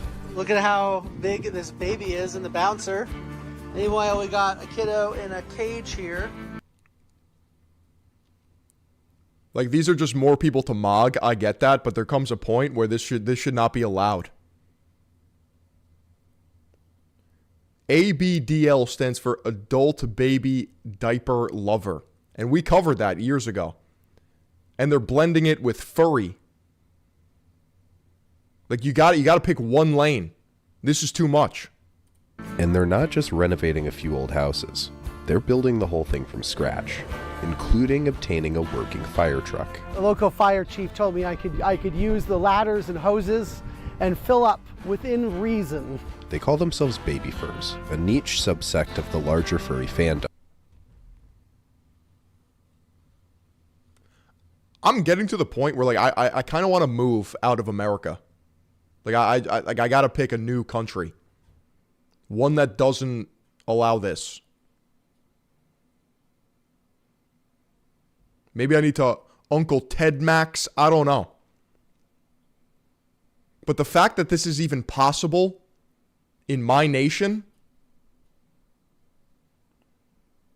But as these diaper-clad newcomers have flooded this deeply conservative desert town, whenever they heard of like what was originally called the furry baby people were really off-put about it, and people were like really concerned. Over the years, This is what happens when you make survival too easy. That's right. You can actually just survive off goy slop. sort of a thing of they can do whatever they want, they're not hurting anyone.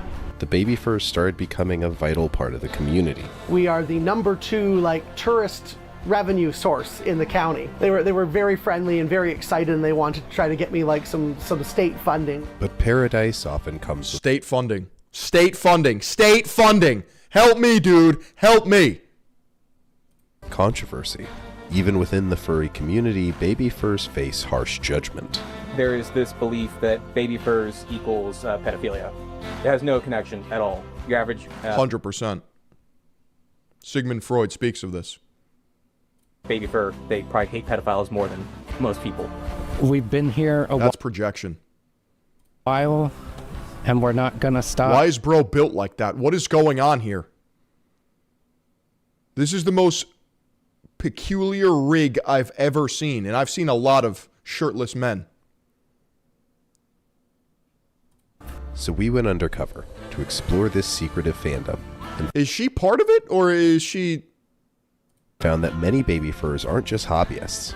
And sort of a commonality I've noticed with baby furs is there's a lot of people that are in kind of senior leadership positions. And what we discovered next, well, you just might not even believe. Are diapers anabolic? What about Elon? What about Elon? People say he's an ABDL. Really? Yeah. I would agree with that. So Gizmodo, Elon Musk confirms he's been role-playing as a toddler for years. He was in some sort of Dude, don't do my boy like that, bro.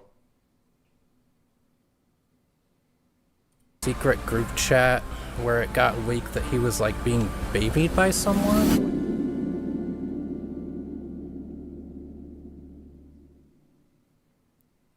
That is seriously methed up.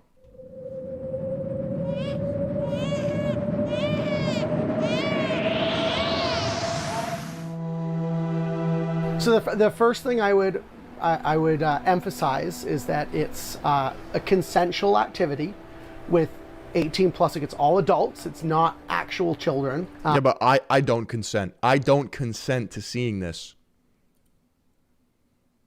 It is an affront to my entire worldview and my being. And it's adults that often maybe didn't have the best childhood, or maybe just want to go back to their favorite. That's cope. Here at Third Eye Global, that's the cope cringe continuum. That's pure cope. You didn't have the best childhood, so now you have to become a child again? Please, get real.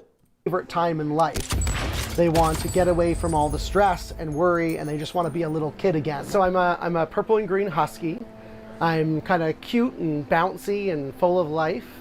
Kind of a kid at heart. Well, a baby fur is a furry who enjoys... For a couple of babies, they sure drink a lot.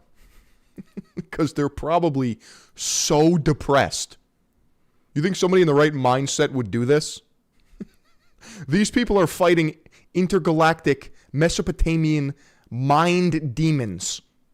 ABDL, adult baby diaper lover. Basically a kink fetish community that enjoys dressing up either in little gear, so like onesies, or in diapers, or some people like myself, I'm more of a diaper lover.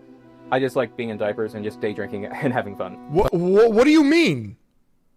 Just chilling it, all diped up, wrinkle maxing, day drinking, having fun. Get a job.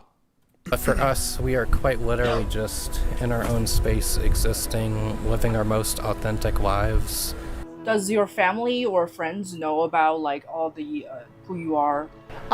Quite a bit. I don't think my dad, we've ever specifically talked about baby fur, but he's been over to my house and he's seen the giant. See, back in the day, you would get thrown off a cliff in ancient Sparta if you couldn't hack it, if there was any sort of like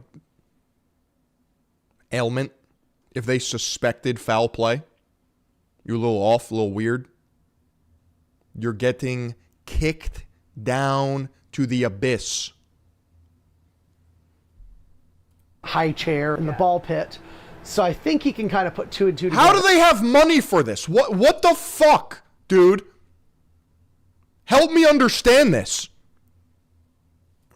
This is Zesty Cheese Ranch. It's in Gold. Zesty Cheese Ranch. Dude, it's so stinky. Like, I can smell this video. I hate it all. This is the opposite of what I stand for. Here at Third Eye Global, we have the philosopher's mind, the artist's soul, the warrior spirit,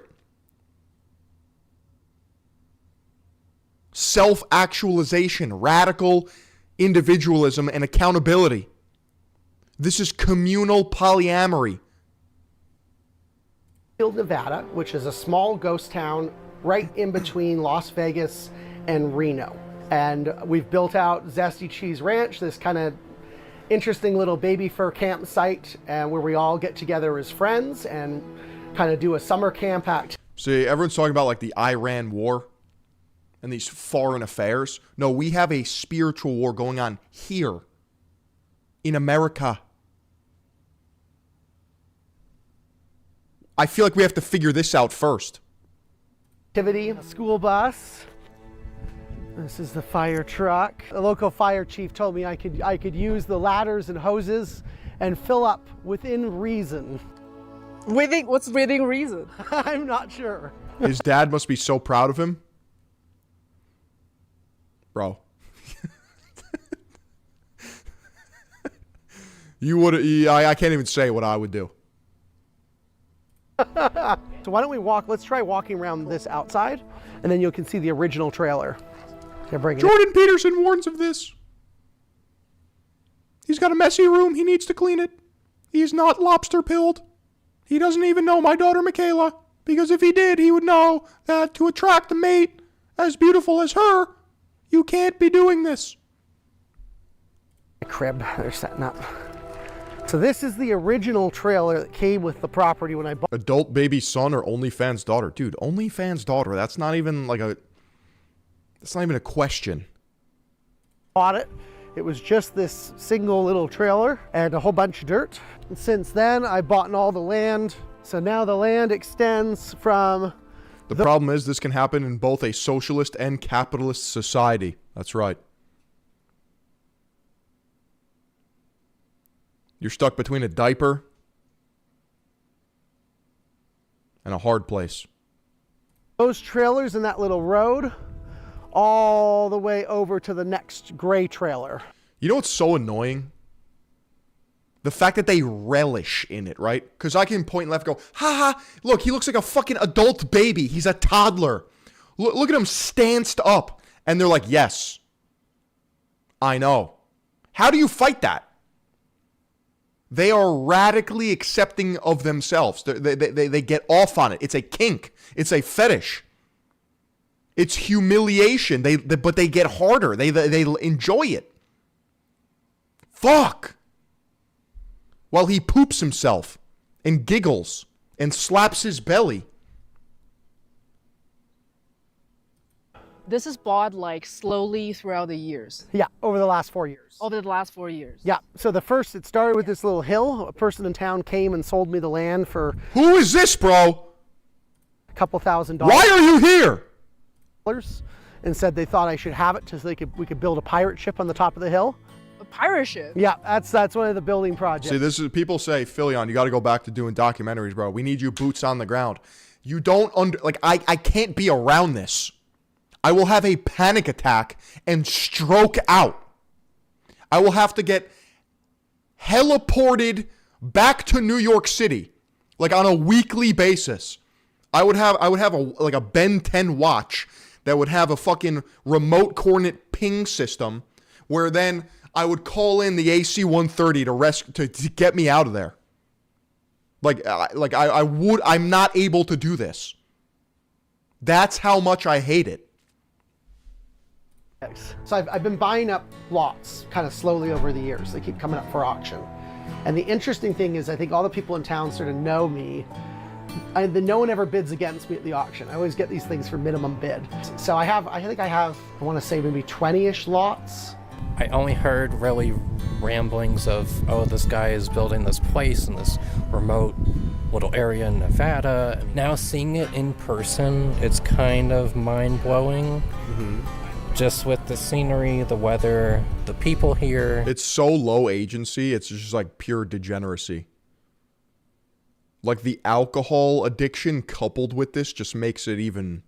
Like, I can't think of a thing that would make this worse, but it's like, oh, they're just a bunch of alcoholics as well. Okay, they literally just goon out, sun their balls, and get sloppy drunk. The sort of thing he's trying to shape is really, really, really interesting because it's just so different from really anything else you could do. Yeah, low agency is the point. That's why I'm having such a hard time watching this. Because high agency is everything. But they're getting off on being low agency. Which is that of a child. Because children have potentiality, but they're incapable of actualizing until they're adults. But they're adult babies. My wires are crossed. Fuck! Especially in a place like this, you really have no real boundaries. I don't even remember how long they've been here. I think it just sort of, they were here one year and I was just like, okay, this is a thing now. I'm the fourth generation to stand behind that grill. Goldfield's always just been odd, you know? There's a very big area of like purity culture and this and that.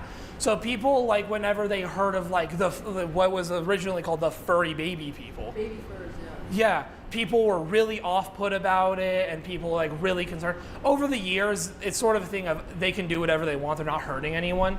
One of the towns. I don't like that excuse. They're hurting me. They're hurting everyone. Actually, they're hurting themselves. How about that? Like, we used to have mental institutions. We used to have lobotomies. We used to turn people into vegetables. People called me up for Christmas and said, Nacho, I got a Christmas gift for you. I got you a school bus. It's a gift. Yeah. We have a permanent residential population of a little over 200, like 205 or 6. But the average age of people around here is around late 60s. Or this stuff doesn't happen in Russia and China, just saying. I know. That's the problem. I can't rep this country anymore. I didn't know this was a thing until today. Early 70s, and that's average age, Like, you take anyone off the street, you're going to find a couple of 80-year-olds. I didn't even know they were buying up properties until you guys came in and told me. Did the baby first tip well? They do. They do. But Zesty Cheese Ranch and this camper experience they refer to as Camp Crinkle seems to not only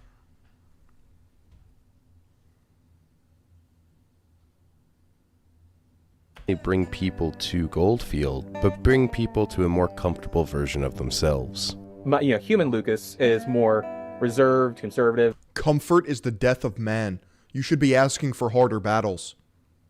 Jesus Christ of Nazareth speaks of this. One of the cool parts is that nobody really knows anyone's legal names. Oh, really? Well, because we all do via... Why do I have to subject myself to autistic incels? Why? Why? Why? Why? Why? Go by our Sona names, so it's more of a, oh, that's, Lucas, so that's, so-and-so. And they all have the same voice. Oh my God, I'm getting radicalized in real time. This is the price of freedom, bro. My grandfather lost all of his platoon in World War II and then turned himself to God because he thought, surely there must be a higher power because why the fuck am I alive and they're all dead? And he comes back from the war. Like, I think we lost. I genuinely think we fought wars for no reason, and we lost. And then you kind of have to think, oh, wait, what's their actual name? Oftentimes someone will play caretaker, will kind of play the adult. So whether they're like a camp counselor, a parent, an uncle, they'll kind of help hold that space. They'll be getting you snacks. They'll be getting you your sippy cup. They'll be making sure you're happy and cared for, you know, just like a little kid growing up. The event we do here, a lot of the sort of caretakers will play like camp counselors. Like, so we'll do an, yeah, so we'll do. Do you guys see how much alcohol is here?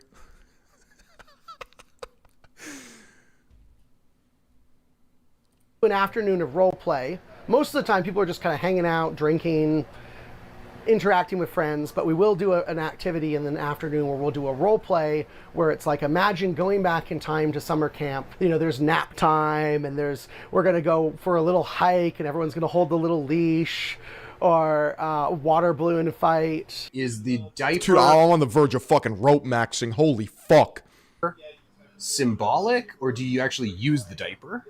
It's going to vary between people. Some people use it. There's actually a lot in our community that have legitimate medical... I'm supposed to be avoiding cortisol spikes. ...needs, and so getting to sort of role play and kind of have fun with that is a healthy outlet. Yeah, sometimes it takes too long to I'm about to defenestrate myself. Like I'm about to pull a fucking Joffrey Barat. No, what's his name? A fucking Tommen. I'm about to pull a Tommen.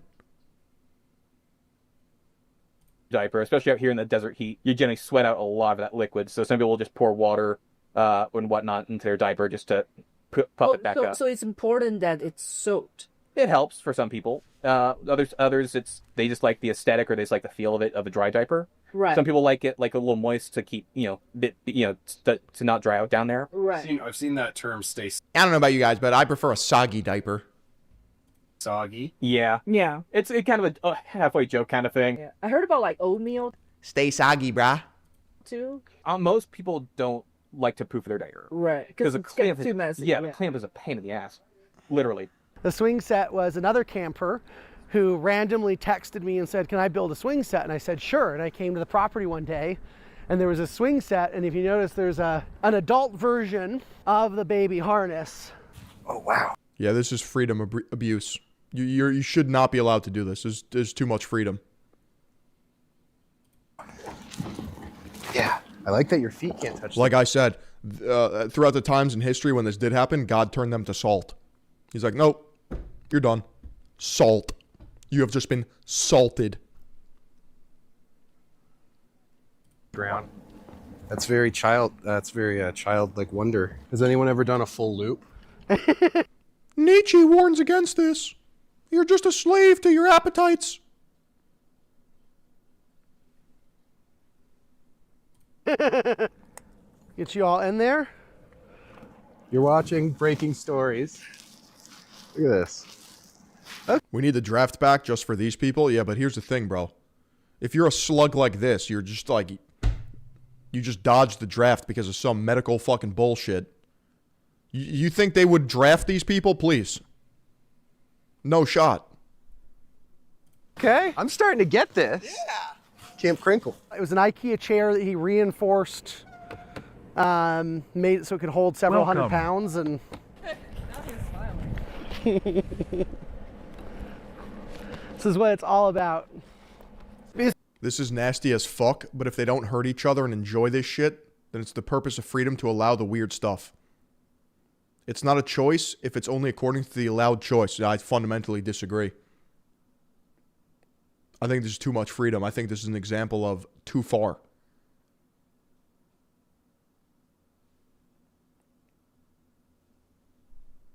So this was sort of an impulse buy. I came out here, and there was a little trailer and this piece of land for sale, and it was $14,000. That's pure cope.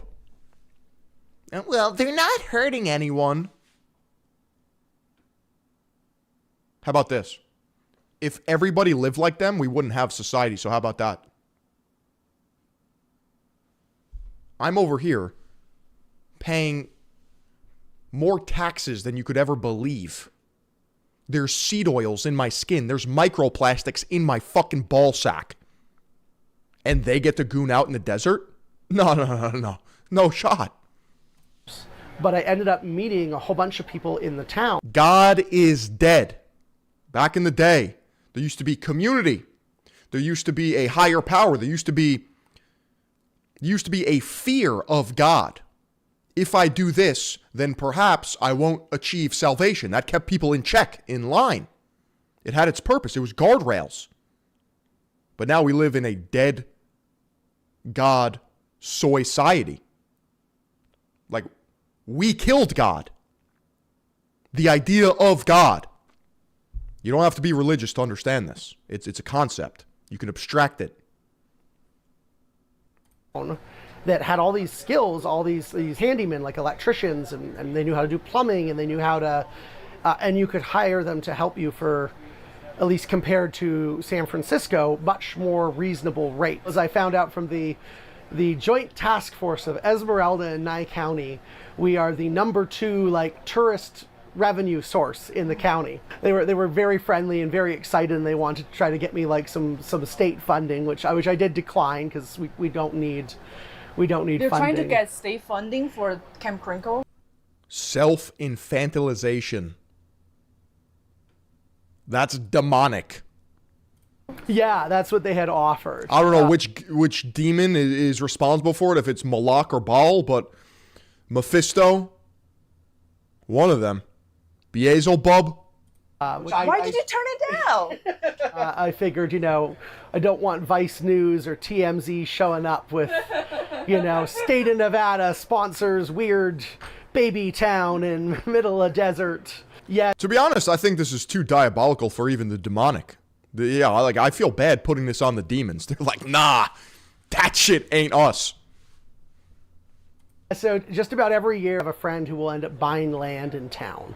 And sort of my crazy dream is to, continue to build the town and have this basically baby fur community. Because a bunch of us work remotely. You're the mayor. No, I do not want to be the mayor. You're the mayor of Babytown, Nevada. Yeah, this shit is way too soy to be our work. That's all you, bro. Yeah. Everyone's, of course, super welcoming, accepting. I can't tell if she's part of this commune or if she's like the documentarian. And then, just, zero, judgment or worry, I don't think we should hear everyone out. That's just why I can't make I'm not. Some people don't deserve to speak and share their thoughts. Here to kind of forget about, adult worries and, stresses in life, so. So Camp Crinkle was sort of like the sound the diapers make, kind of a crinkling sound. You guys know those white room ass industrial studios like The Cut, and they do the 25 liberals versus 1 Giga Chad. You know what I'm talking about? I'm gonna get one of those, and I'm just gonna pull a boomer off the street, right? Just like an old head, maybe someone from the greatest generation. World War II vet, Vietnam vet, Korea War vet, and I'm going to sit him down and just hit the space bar and make him watch this and film the reaction. That's what he meant, crinkling around. So it was sort of a baby for a joke. I want Jordan Peterson to scientifically dismantle this and psychoanalyze what's going on here. People don't want to go across a room and be like, "Oh, you're in a diaper," right? They don't want to embarrass someone. Yeah. So what they might say is, "Oh, are you crinkly?" Because the plastic makes sort of a. I constantly need someone to put below myself in the figurative hierarchy. So true. It's a downward social comparison. Look at all these fucking peasants and slugs. They're over here wearing diapers in the desert. I'm over here getting pussy, money, and weed, baby.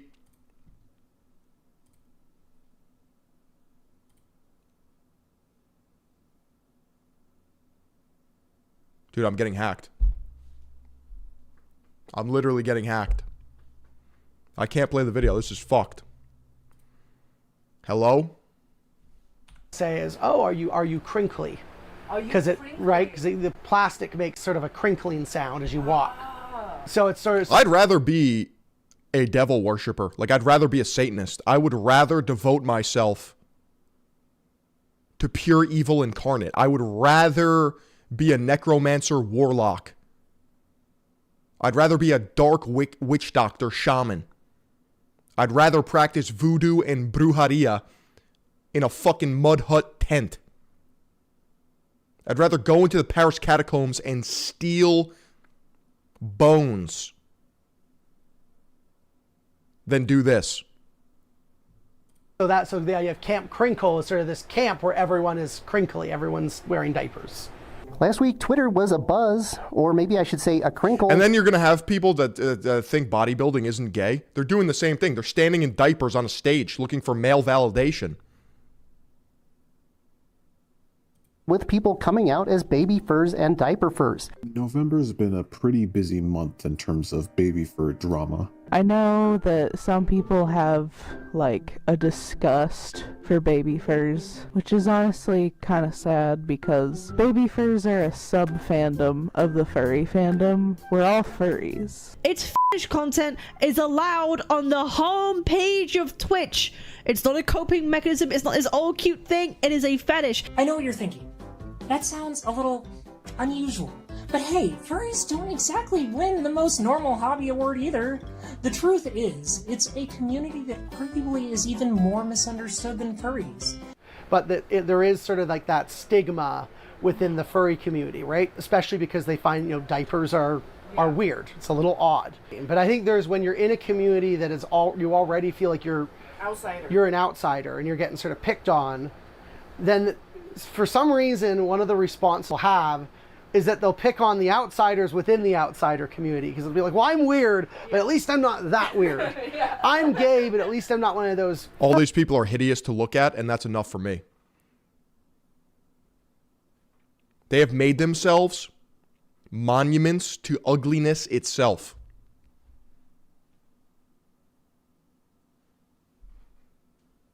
Furry gays. And I get from the outside there is a consent thing. Sometimes it gets misunderstood where people like everything is perverted, fake, and gay. Like that's just it's true. Assume that because you're role playing as a younger character that you want to hang out with younger with children, which it's not. It's all consenting adults that it's people who want to be the children. Right. They want to be cared for. They want to be looked after. Then a furry. Yeah, all these people are just Elden Ring dung eaters IRL, basking in their own filth, getting off on the stench of their own toxic fumes. For about almost 10 years now. I started out as a brony, but that kind of morphed into being a full-on furry. There is this belief that baby furs equals pedophilia. It has no connection at all. If you're your average baby fur, one, not a pedophile. How can two, one be so soft but have enough testosterone to have a propensity towards violence? I feel aggression peaks on opposite sides of the spectrum. It does. 100%. They probably hate pedophiles more than most people. I do believe the whole thing of your favorite fursuiters wear diapers is very true. Is that a thing that people say? Yes, I've heard it said a lot, especially on like Twitter.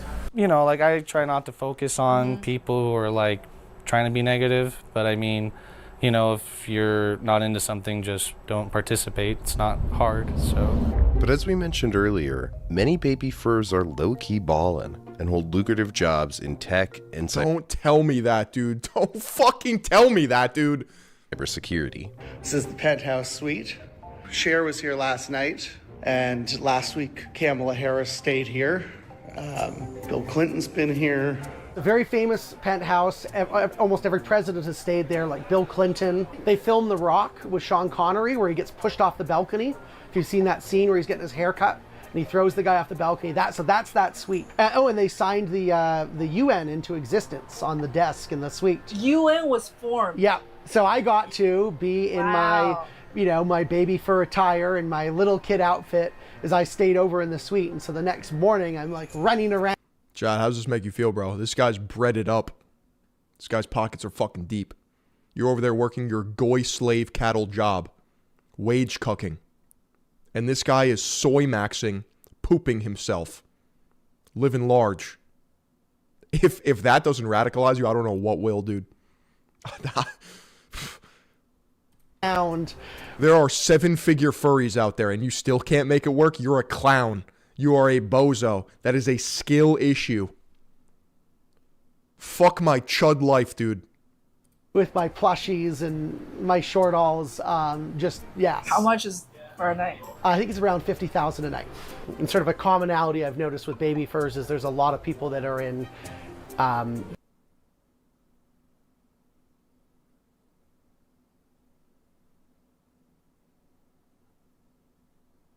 of senior leadership positions. In my case, I own a small business, so it's a lot of stress.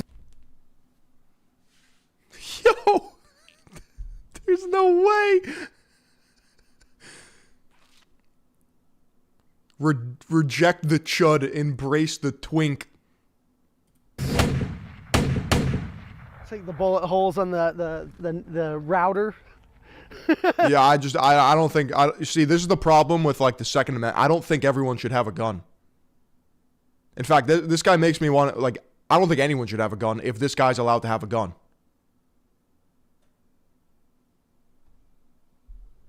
I shot a piece of networking equipment from my day job. Now I know why it's called Zesty Cheese, because bro's about to turn his ops into Swiss. Could you imagine getting fucking domed by this guy? Just absolutely headshotted, 360 no-scoped while he's wearing a diaper? Job. And I think sort of one of the commonalities... I thought mental health problems stopped you from fucking getting one. Help me, dude. Help me! He had a skin on his pistol, too. That shit was iridescent.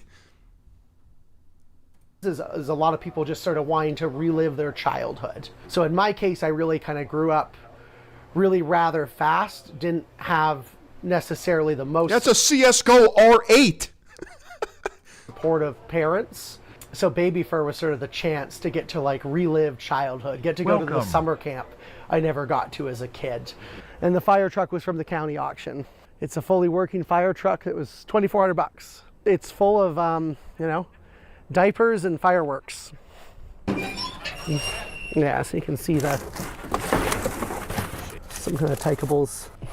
Is that My Little Pony? This is like Timu My Little Pony. Right. For me, it's more the sensation. I put one on, and it just kind of something clicked in the lizard brain. I'm sorry. I'm having visions of bleeding out in the Mojave Desert. And as the curtain is closing and I'm fading to black and my ears are flashbanged, the guy who shot me is wearing a fucking diaper and his fupa is just casting a shadow on my forehead. That's the last thing I see. Brain that I went, oh, this is nice. I've been worrying 24/7 for about like 2.5, almost 3 years. You're doing this 24/7? Yeah, I mean, I'm a baby here and I'm a baby at home. Gotcha. But, I mean, some people, I guess, just like to do it for a temporary period. I enjoy being a full-time baby. Maybe 2 years ago, like a case of 80 diapers was maybe like, I think it was like $260, like sometimes $260 to $280. And then now it's like I'm definitely paying over like $300 a month. My preferred brand is from a company called Pretend Again. They're called they're called Try Again diapers. They're a bit cool because they're just they're cloth back. They're a bit lighter, a bit more airy, and they're a bit lighter, but they can still have a lot larger capacity too. Who are you wearing? So right now this is a quad. I mean, if you, this is if everything else fails. I just know that I could corner the market. That's all I'm saying.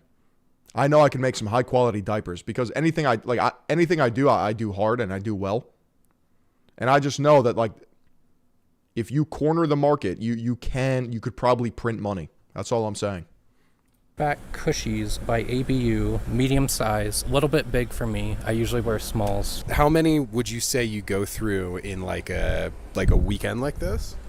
I'd say probably. Yeah, I'd come in with like the matte black diaper, you know? I'd get creative with it. 10 if we're going high. Probably 10, just in case of more accents throughout the day or stuff like this or whatever. I mean, I love playing with dinos. I mean, I love just basically any, like, you know, baby, toddler toy. Call my diapers fill-ups. So true. I mean, we might have to clip it and ship it. This is a blossoming business opportunity. I love dooblos. I love coloring. I love making Play-Doh animals. Growing up, I was like, I had a lot of like, I guess I got a lot of little desires, you know, and like, again, it's, I used to think I was the only one weird enough, and then once I started meeting people, you know, it was just, you know, it felt like it was okay to start embracing. See, I can get a little goo goo gaga with it, you know what I'm saying? Except it stops with big floppy milky titties in my face. That's where it ends. Goo goo gaga, mommy milky. It instead of like trying to suppress it and be normal or whatever normal is, but you know. We've been here a while and we're not gonna stop. Yes, you can make it an entire lifestyle, which a lot of us here do. It's just part of us. I would say don't knock it until you try it. You know, diapers are really cheap. It's like you could get one for like $6. Try it out yourself. You might like it. I can't help but admit that I was uncomfortable in Babytown. We kind of come back to this question that you and I have asked each other. Yeah, I'm gonna knock it all I want. A lot during making this of like, what is weird? What is weird? Get help, bro. Just seek God. Like, I will argue, and you can totally disagree, they kind of share the same stigma that trans people or gay people once shared. Like, holy cope. Not everything has to be like mentalized. Not everything needs attention. We could just like call it how it is. What? Only in a postmodern fucking dystopia do we hear everyone out. Think about that for a second. Of course, those three groups are very, very different, right? But the stigma they had on them are very similar. Like, think about it, like, in the 90s, how common it is to make fun of trans people on mainstream media. Ace Ventura. Like, Ace Ventura. Ace Ventura. Great movie. Very transphobic. Because I remember when I was 15 in China, almost 20 years ago, it's weird to not be homophobic. I was a big fan of Queen. At the time, you know, I didn't have a computer. So yeah, no, this is post-truth. This is post-truth. This is when the light becomes dark and the dark becomes light. This is when red becomes blue and blue becomes red. 2 + 2 = 5. Big Brother 1984, Aldous Huxley, Brave New World, Animal Farm, fucking Fahrenheit 451. Your high school English teacher warned you about this. I didn't even know anything what they look like. I look it up and I found out the lead singer Freddie Mercury is gay and died from AIDS. My initial reaction was I was disgusted. And I kind of work, you know, over it. And that's actually the first step for me to not be homophobic to the LGBTQ. Exposure may be the first step of acceptance or at least understanding. Like, you can see Goldfield as a conservative town. They're okay with the baby furs. I don't know if they're invited to the cookout. But here's the thing is, like, the baby first came in, they employed people in the town. Notice how they're all white? Can we talk about that for a second? Why are they all white, dude?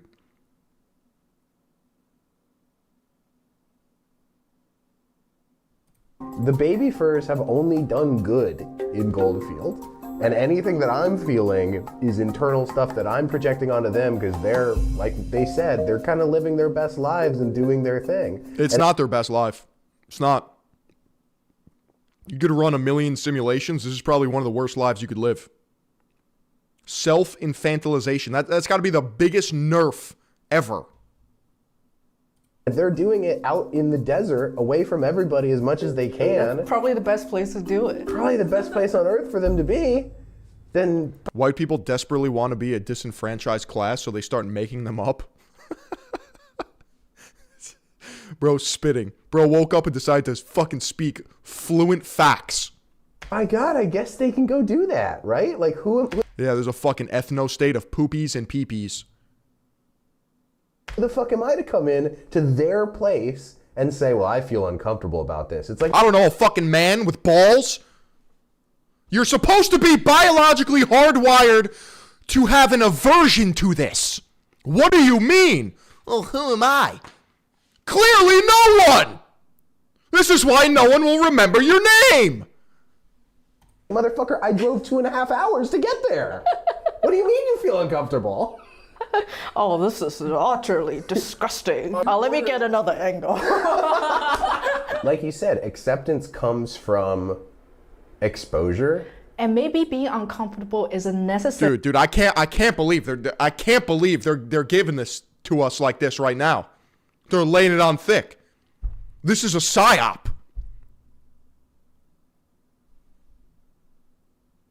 Fuck cortisol, I'm way past that shit. I'm like fight or flight chemicals when you're about to die. You know when you like start to feel like all warm and fuzzy and like death starts to embrace you? That's what I'm feeling right now. I've gone full circle. Step of that exposure. Conservative people who are uncomfortable about Millennial Chungus fucking Redditors, get me out, dude, get me out, help me. I need a helicopter on my 6, dude. Where's Soap McTavish? Where is he? Where's Captain Price? Where's Master Chief? Asians, you know? I need to listen to a Hell Yeah Core, older brother aesthetic, Linkin Park, Halo 3 montage now. I need to see WWE, RKO, fucking goddamn sharks breaching the water. I need to inject Tren into my fucking mushroom tip. People, gay people, whatever, they feel uncomfortable, but don't stop there. It's right, what they I'm have saying. to work through that. Yeah, though. don't stop there. Right? Like that's the thing is you love Freddie Mercury.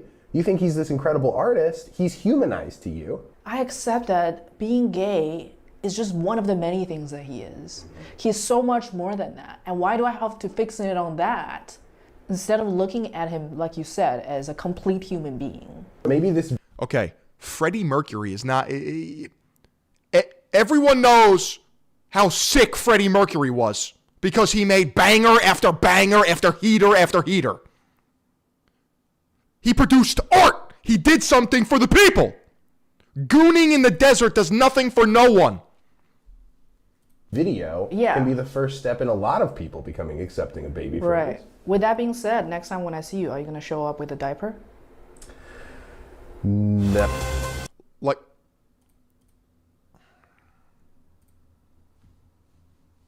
Imagine comparing one of the greatest musicians to ever live to this monstrosity.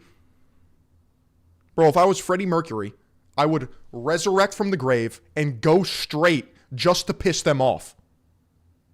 Just to destroy their warped, twisted worldview.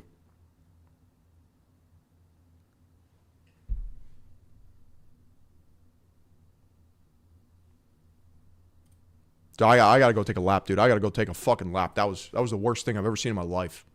That was the worst thing I've ever seen in my life. That was the worst thing I've ever seen in my life. That was the worst thing I've ever seen in my life. That was the worst thing I've ever seen in my life, dude. I gotta go. I might have to go change my diaper.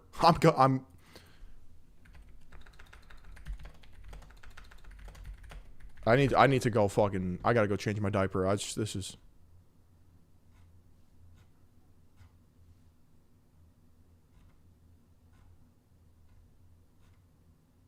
I need like a 5-minute version. I need like a fucking... Got nothing to say. I can't believe I didn't fall right down on my face. I was confused. Looking everywhere, only to find that it's not the way I had imagined it all in my mind. All I want is negativity, cause I can't justify the way everyone is looking at me. Who would you be without me? Went alone and the fault is my own. Time to find out. I wanna heal. I wanna feel what I thought was never real. I wanna let go of the pain I felt so long. Erase all the pains and it's gone. I wanna heal like I'm close to something real. I wanna find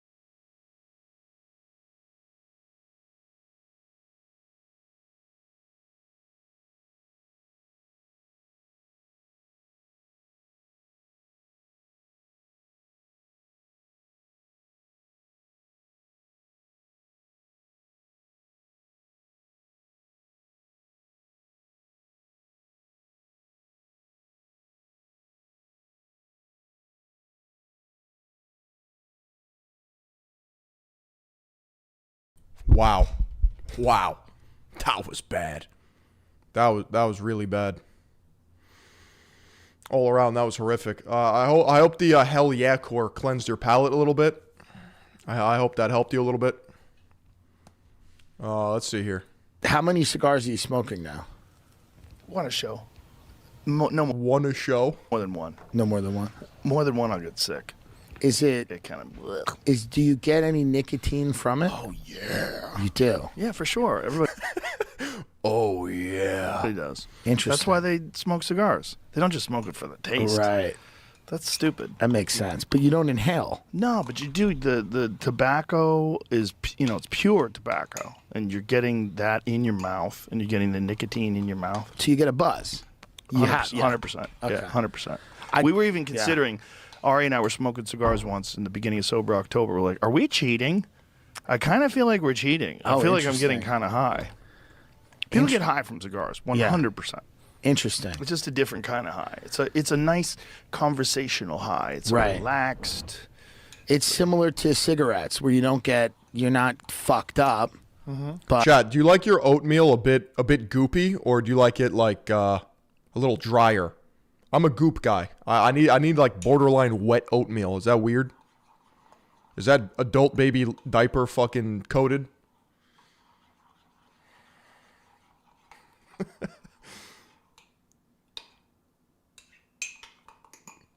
Dude, if you're not oatmeal maxing, you're not gonna make it. Cigarettes do provide like a relief or a release, whatever that is, whatever that nicotine is. Why is nicotine so addictive? It's not that addictive. I mean, I like it, but I can like if I was smoking a vape pen a lot, I was doing it every day, and then I just took it off and just didn't do it for a week, and I just stopped craving it totally. But maybe that's just me. You have a constitution. It's easier for you. You're very disciplined. Do I ever make oat cakes? No, I just fucking eat oats from a mug. Other people struggle with that. There's other people that cannot do that. Cigarettes are tough. I've given up cocaine, alcohol, pills, marijuana. I've not done a drug in. Oatmeal feels like slave slop food. It is. It is. You need to understand that gladiators, they weren't eating like a lot of meat. They were eating gruel because it's sustenance, slow release carbs.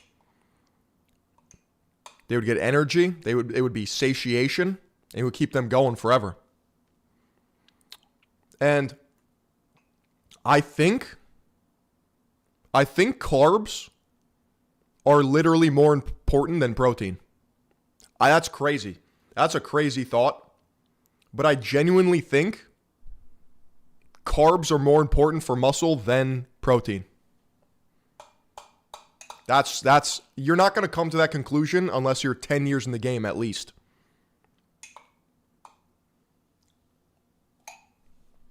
$12 but cigarettes are tough. And I haven't smoked now for 2 months.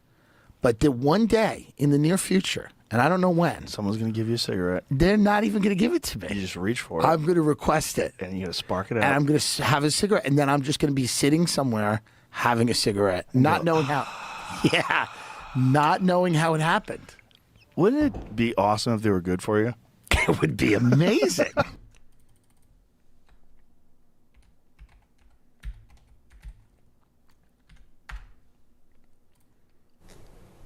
Hi everybody, Dr. Mike here. Let's talk about the Dr. Mike. The amazing process of gluconeogenesis. What's gluconeogenesis? Well, let's break the word up. Gluco means glucose, neo means new, genesis means the beginning of, let's read it backwards, the beginning of new glucose. Basically, this is producing glucose from non-carbohydrate based sources. Chat, bust out your pencil, bust out your pen, get your paper ready. This is gonna blow your fucking mind. I'm gonna rewind this. Pay attention. Gluconeogenesis. Hi everybody, Dr. Mike here. Let's talk about the amazing process of gluconeogenesis. What's gluconeogenesis? Well, let's break the word up. Gluco means glucose, neo means new, genesis means the beginning of, let's read it backwards. So years ago, I have some family across the country. Started in New York, but they moved out. They get older, right? I have this one cousin who's he has his doctorate in biology, and he studies all sorts of different biological functions, mainly fish, okay? And I remember I asked him, and he's not a workout guy at all. He's a book-maxed theory cell, okay? And I asked him about nutrition, and I was like, does it matter, like the macronutrient stuff? He laughed at me. He goes, doesn't fucking matter. Your body is just going to use whatever it needs. And I think he was talking about this. Dude. And like, it one-shot me. I was like, what do you mean food doesn't matter? It's the beginning of new glucose. Basically, this is producing glucose from non-carbohydrate based sources. Now you know that there's 3 macronutrients, proteins, fats, and carbs, and we make glucose primarily from carbs. So if we were to make glucose from non-carbohydrate based sources, that's basically making it from the proteins and the fats. So we've got the fats over here as triglycerides, we've got the proteins over here, and we're going to talk about how they can come in to produce glucose. Now, why do we want to produce glucose? A couple of reasons. One, the brain's only energy source is that of glucose. Now you may say to me, what about ketones? I know ketones can fuel the brain. That's true, but it's a backup energy source, and I'll talk about that very shortly. So why do we want to produce glucose? Well, sometimes glucose is low in the body. This can happen in fasting states. So in what we call the post-absorptive state, when we need to increase our blood glucose levels back to that 4 to 6 millimoles per liter blood glucose levels that it should be at. All right. So you already know of glycolysis, where we take glucose, turn it into pyruvate, and that pyruvate then jumps into the mitochondria, turns into acetyl-CoA, and then undergoes the Krebs cycle to produce a whole bunch of ATP, also produces carbon dioxide, also produces hydrogen, which can go to the membrane and undergo electron transport. A lot of this happens under aerobic conditions, so there's oxygen. We also know that under anaerobic conditions, pyruvate can turn into lactate, right? Now this is reversible. So when the oxygen's back again, lactate turns back to pyruvate. But what you probably didn't know is that lactate seems to be a normal end product of this glycolysis anyway. So we know that lactate is the preferred end product in the liver and in the muscle, even at rest in the muscle, and significantly more so in active muscle, all right? So what we're saying now is, we have a stimulus in our body, and our stimulus is we've got low blood. Sir, this is a Wendy's. Blood glucose levels. This travels to the pancreas. The pancreas has certain cells called alpha cells. They pick up this. I do need a whiteboard. Change or this drop in blood glucose, and they release a hormone called glucagon. Now, the body also releases cortisol and also releases noradrenaline. So, glucagon, cortisol, noradrenaline, also known as norepinephrine, are 3 stimulators of gluconeogenesis, this process we're just about to talk about. And again, what's the end goal? Stimulus, dropping glucose. We have a health crisis because most people's diets are highly processed cereal grain and refined sugar instead of some beans and veggies. But here's what I'm trying to tell you. The truth, Nuke, is that those refined cereals and sugar are actually better for performance and muscle building than beans and veggies. This is true. What's the outcome? An increase in glucose. That's what we want. Endurance athletes are not eating beans and vegetables mid-race. They're eating candy bars. All right, so let's have a look and see what happens. So the first non-carbohydrate based source that we're going to look at that turns into glucose is going to be lactate. Let's say that our muscles have produced... I think what matters is you're not diabetic and you have a healthy body composition. Anything else doesn't matter. Huge amounts of lactate, and now we're bringing it into the hepatocyte, so the liver cell. This lactate jumps in and reversibly turns into pyruvate. Now, we want ultimately to get glucose, but pyruvate can't go back. No, I don't think one. Okay, I think if you want my actual opinion, no glaze. I think for optimal muscle building and performance, there is a threshold of how much protein you should hit, but I think 1 gram per pound of body weight is overkill. I genuinely do. I weigh 205 pounds. I'd say about 120 to 130 grams of protein a day is enough. It's enough. I also think there's a fat threshold where if you want optimal hormonal function, like you can't go zero fat. That's not ideal. But I think once you hit protein, once you hit a certain threshold of fat, like carbs is the one to play with. It's in actual fact, there's 10 steps it's been lowered in this to glycolysis. 0.8 and 0.6 in obese. Let me see. That would be what?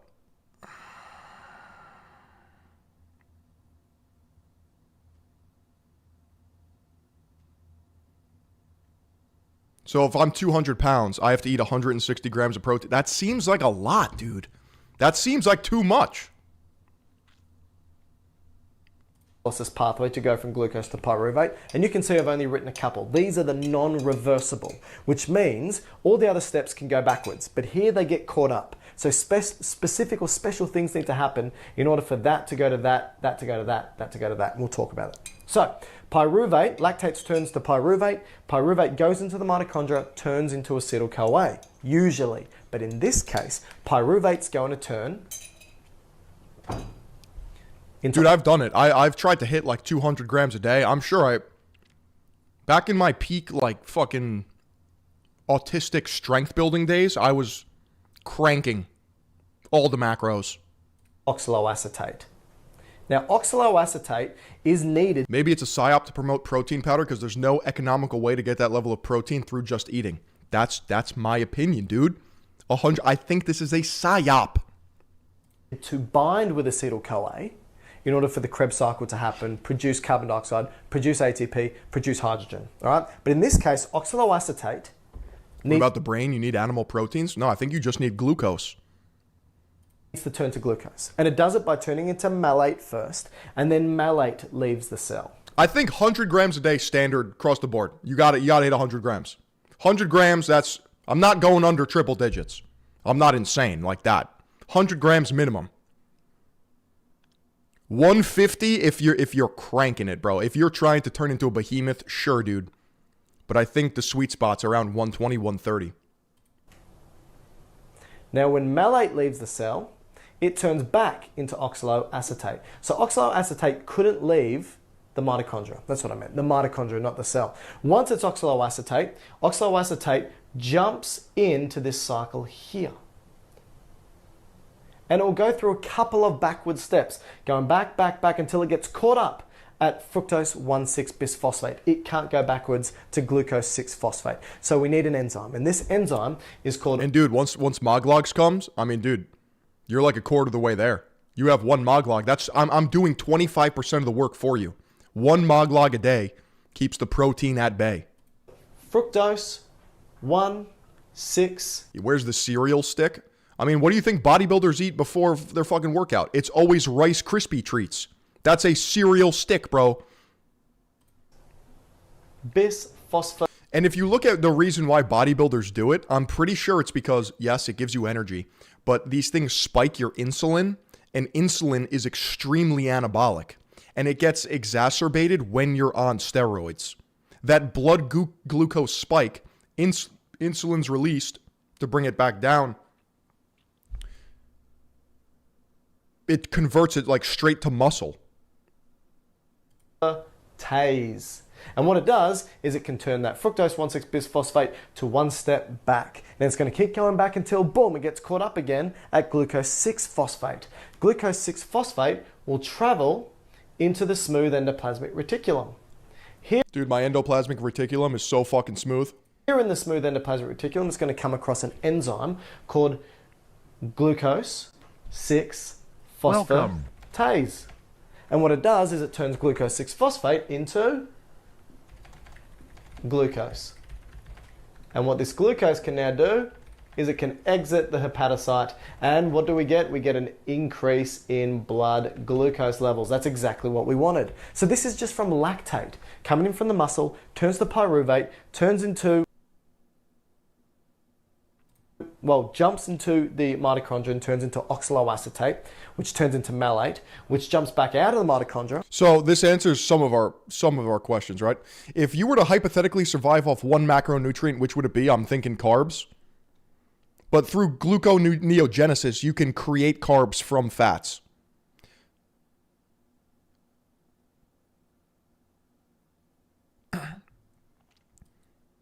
Fats can indirectly support almost everything your body needs. It can convert fat energy very efficiently and spare other systems. It becomes ketones, which can fuel the brain.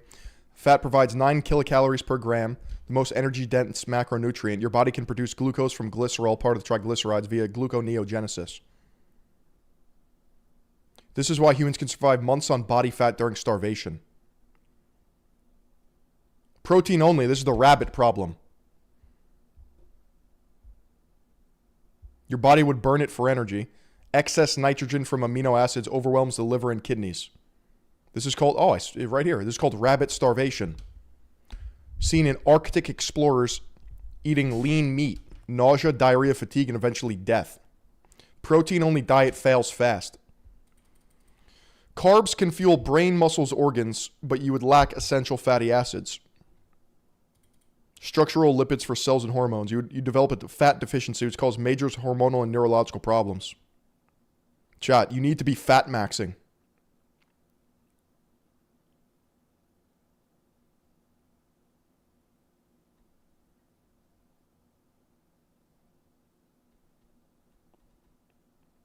Damn. Turns back into oxaloacetate, jumps into this glycolytic pathway, tries to go backwards, but gets caught at fructose 1,6-bis. All right, so you don't want to fuck around with the fat. You don't want to fuck around with the fat.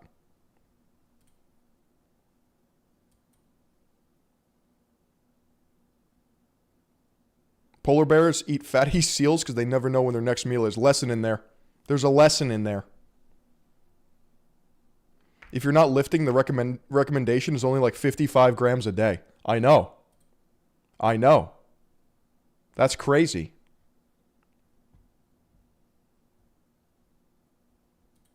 I got a cigar conspiracy theory for you.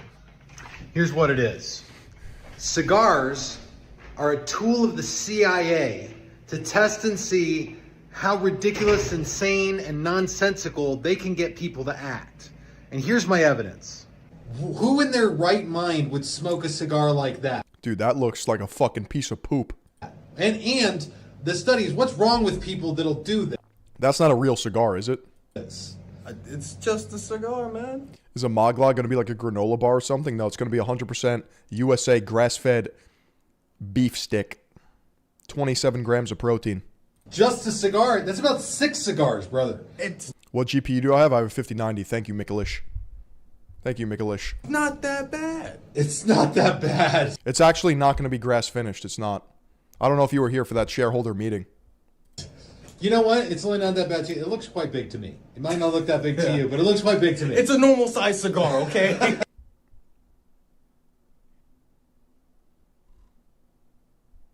Chow, what do we got next? Chow, what do we got next?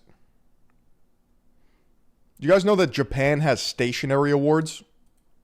The 2026 Japanese Stationery Awards just dropped, and the winners are crazy good. The Seed Cuto Loop Eraser can be reshaped after it's worn down. Just place it in hot water for 20 to 30 seconds and it'll become gooey. Pat the eraser dry and insert it into the plastic shaping sheet until it's set. This lets you always have pristine corners for erasing. The Kokyo Campus Memo Roll lets you annotate without damaging your the Japanese are they're just cracked. They're onto something, bro. books. Why are the best at the most mundane things? Because they have an addiction to complete technical mastery. Back is fully adhesive, so it sticks securely on the page, and you can cut it to the perfect length like this. It's even. And I think there's something beautiful about that, because if you can't get the little details right, what business do you have chasing big projects? Did I buy build my own PC or buy from Micro Center? I went to Micro Center and we picked out part by part. And the guy was actually really nice, and he had a fun time building my PC because I was like, I don't have a budget. And he was like, step into my office. Even refillable. The new Juice Plus series has a sleek minimalist design and the ink is ultra vibrant. The unique tip design is sturdy and smooth, making it effortless to write with. You can find all. I think at the time that I bought it, building my own computer would literally be more expensive than them building it for me. How much was my computer? $6,000. And then I spent $2,000 in peripherals.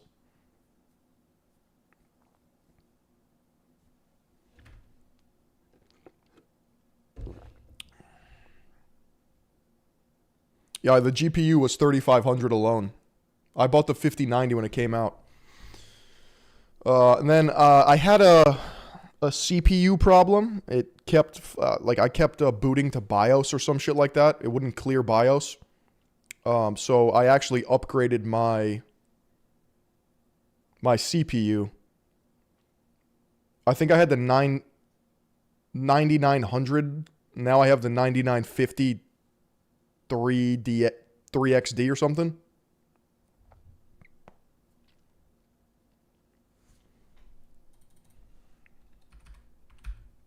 X3D this, yeah.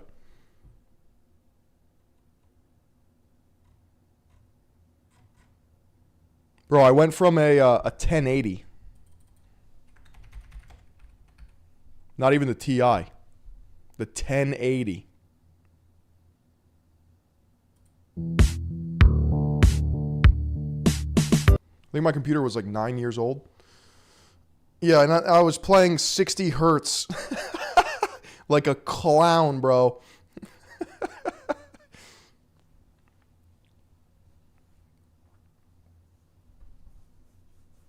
Joe, what do we got next, dude? What do we got next?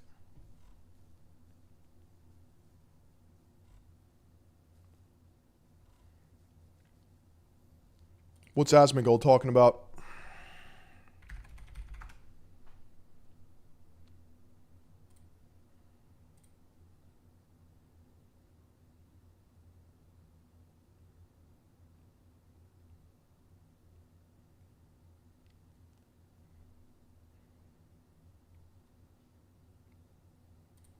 You'll often hear people call aircraft carriers sitting ducks. But honestly, they're some of the toughest targets in the world to actually hit. Well, if an aircraft carrier was... Asmongold has the best editor. Do you know the story about Asmongold's editor?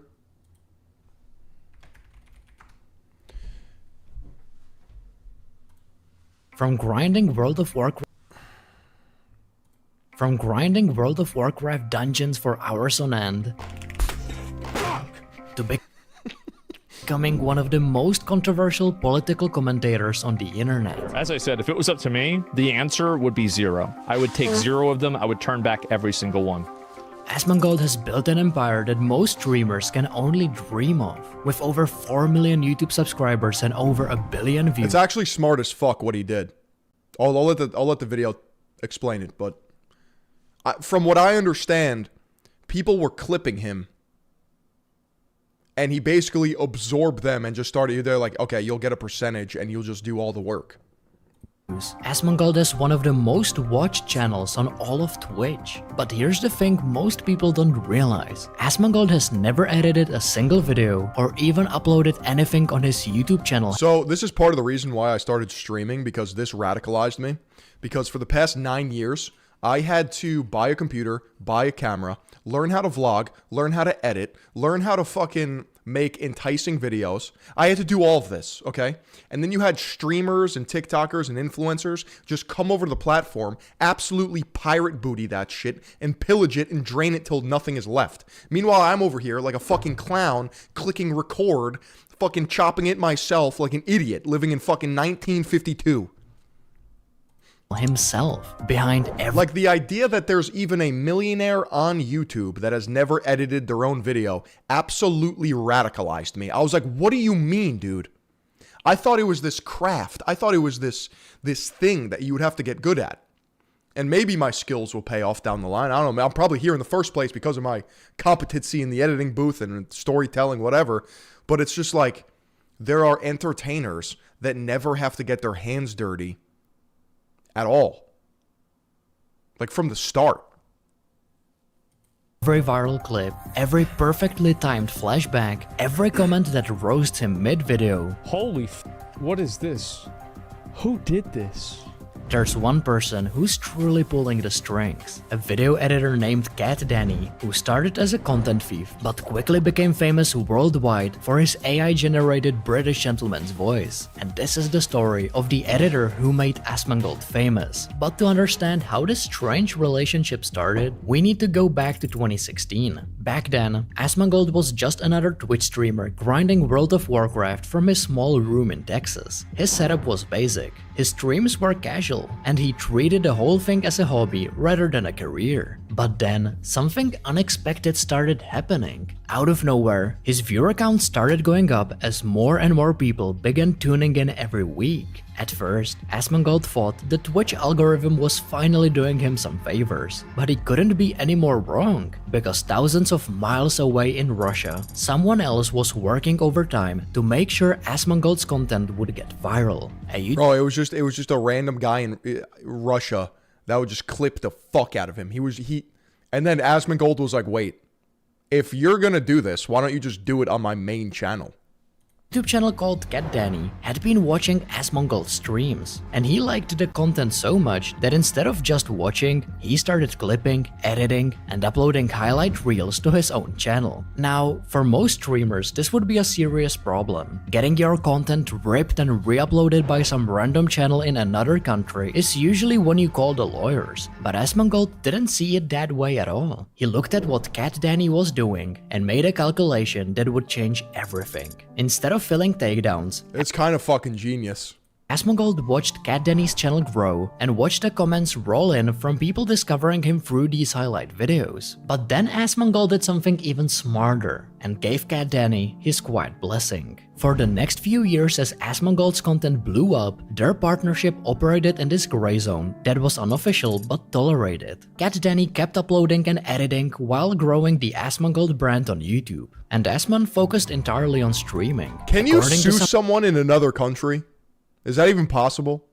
Reddit comments, Cat Danny was making as much as $10,000 per month from simply uploading Asmongold's videos on his channel, and Asmongold seems to have no issues with that. Problem. There's an inherent filter. There's an inherent filter I have that I can't cater to midwits because it pisses me off because I'm not a fucking midwit. I used to be. I may have been at one point. But it's like, if you watch the Professor Zhang video, it like midwits are there in full swing, in full effect. Stay in your lane, Philion. Dude, I'm smarter than you. I am smarter than you.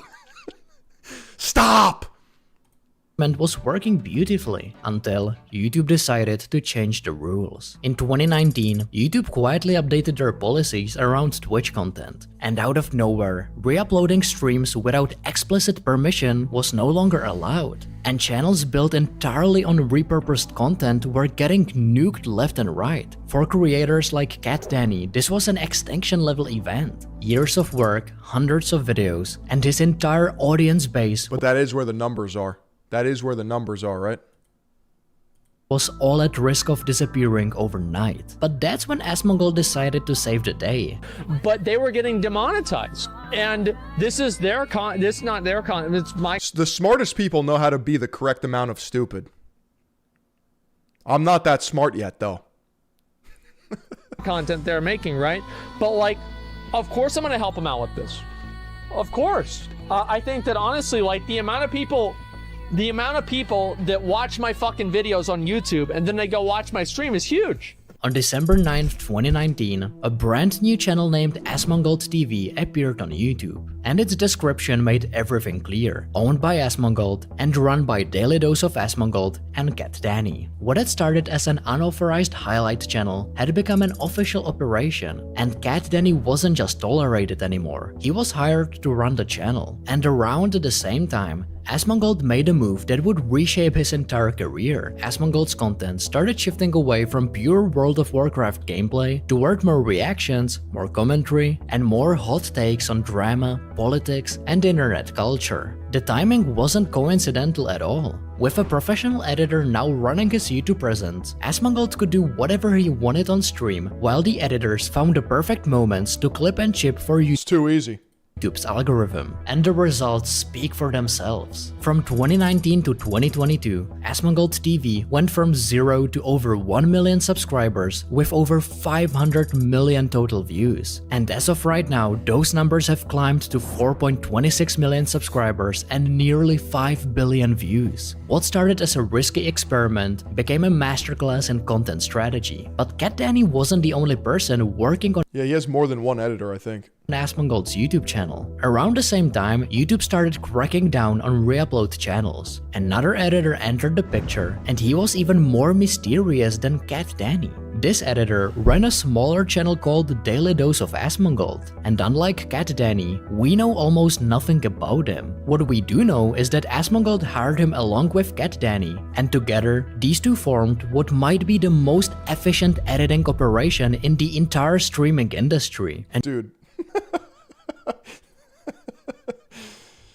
Yo, Patty's probably not in chat, but if he is, we gotta have a fucking brainstorm. We gotta figure this out. their work is not all easy. Every single day, Asmongold streams for 8 to 12 hours of live content, and someone has to sit down and watch all of that footage, find the right moments, cut them down, add the flashback clips, write the descriptions. Chat, I stream for about 4 hours a day. You think if I stream for 8, I'd make double the money? Is that how that works? Or is there diminishing returns? I think there's diminishing returns. Design the thumbnails and optimize the video. Yeah, is there a lesson in there? For the YouTube audience and upload the videos almost immediately. And even Asmongold seems genuinely impressed by how it's a higher churn rate. How quickly his editors get things done. This has 1.5 million views. Well, it was uploaded 22 hours ago, which means that it was uploaded at about 2 p.m. yesterday. Well, I was live at 2 p.m. yesterday. So how could this video have been uploaded if I had just reacted to it? Well, it's because I have my editors doing it as well. And so that's the way that I have it. And the editors aren't just cutting clips, they are the ones who actually make them. They add flashbacks to previous streams that contradict what Asmongold is currently saying. They throw in commentary. He reacts to anything and everything though. He's the nuclear reactor. I need something to stimulate my brain. And they basically have his entire streaming history on a hard drive somewhere. Diminishing returns? Keep thinking that, buddy. Stay poor.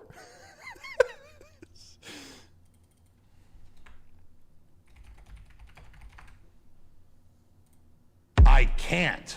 You can't? Are you fucking kidding me? You just said I can't? Like, I want to fucking bitch slap that motherfucker. You know what I'm saying?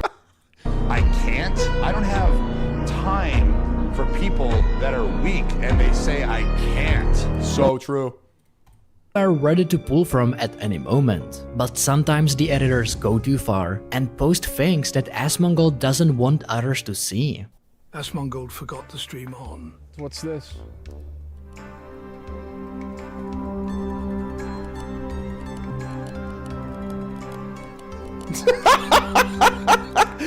And Cat Danny isn't just a video editor, he's also a music producer. If you've ever watched any old Asmongold highlight video to the end, you've heard a catchy outro song and Asmongold vibing to it. And Cat Danny wrote 6 Hour Phil coming back? Let's nail down the schedule first and then we'll talk about 6 Hour Phil.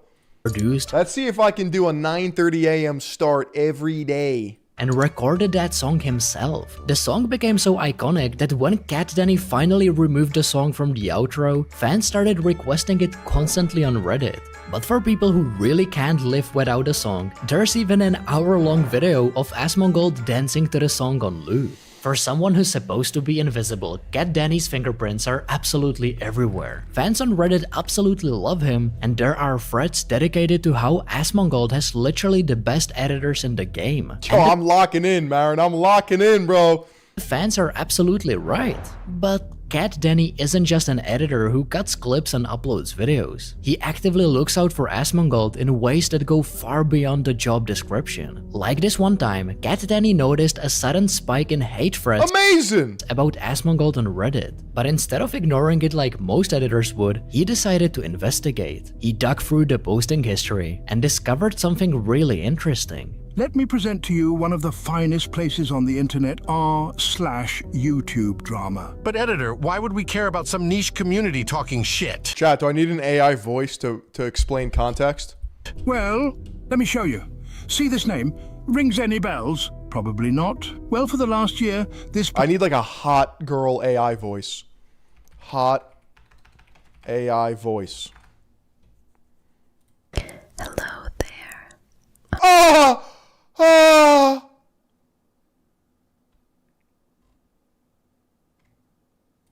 Have you ever wondered who's behind the voice of the TikTok text-to-speech voice? A radio host from Canada, Kat Callaghan, just got over 46 million views on a video where she exposes the fact that she is the voice behind the Jessie voice filter on TikTok. The Jessie voice first appeared on TikTok in 2021 and quickly became the most frequently used text-to-speech option. It's become such a familiar voice to the average TikTok user that it's even used by famous creators like Charlie D'Amelio. I know you probably are familiar with my voice because, yes, this is actually me talking on TikTok. I think a lot of people don't realize you're a real person. There was so Yes! Chad, who's got the hottest voice? Perry Caravello? Is that a guy?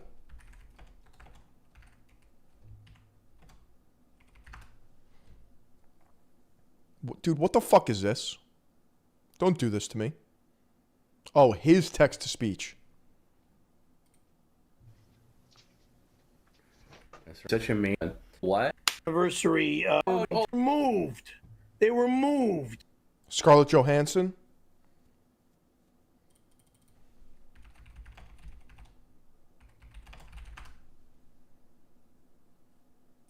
What?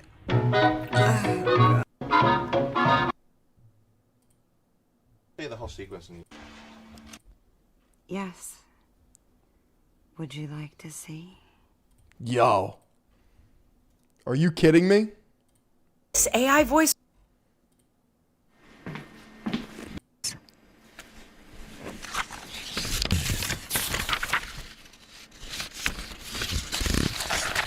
Dude, what was that fucking, what was that porn movie about gooning with Scarlett Johansson?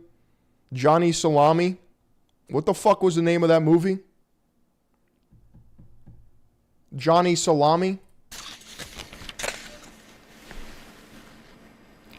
With Gordon Levitt? Not sure what they're talking about. Bro had ScarJo and he was still gooning?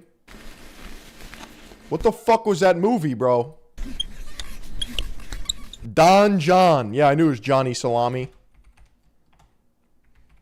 Don John edit.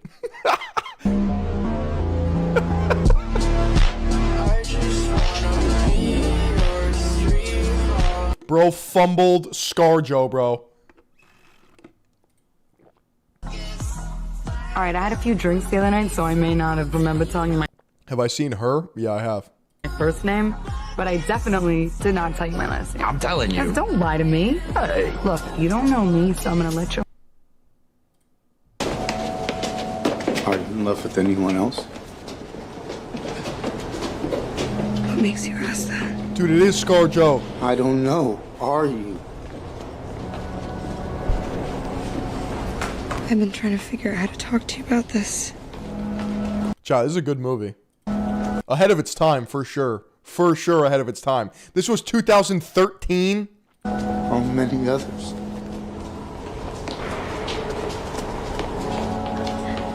$640. Yeah, it's called Her. What? This movie's actually incredible.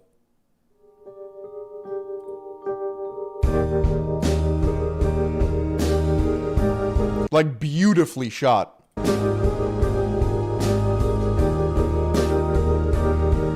What's it about? Bro, it's about her, dude.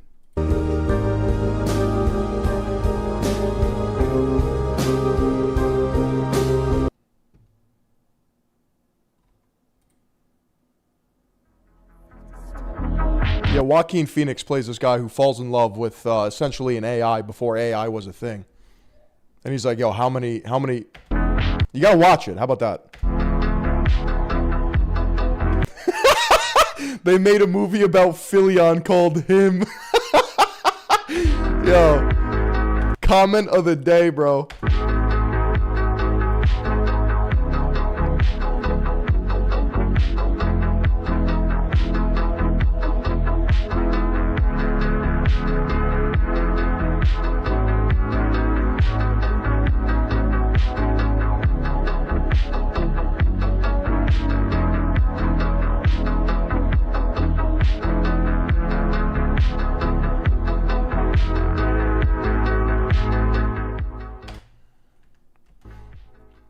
Good movie. Good fucking movie. Hello, I'm here. Oh. Hi. Is it villain wave? Let me see.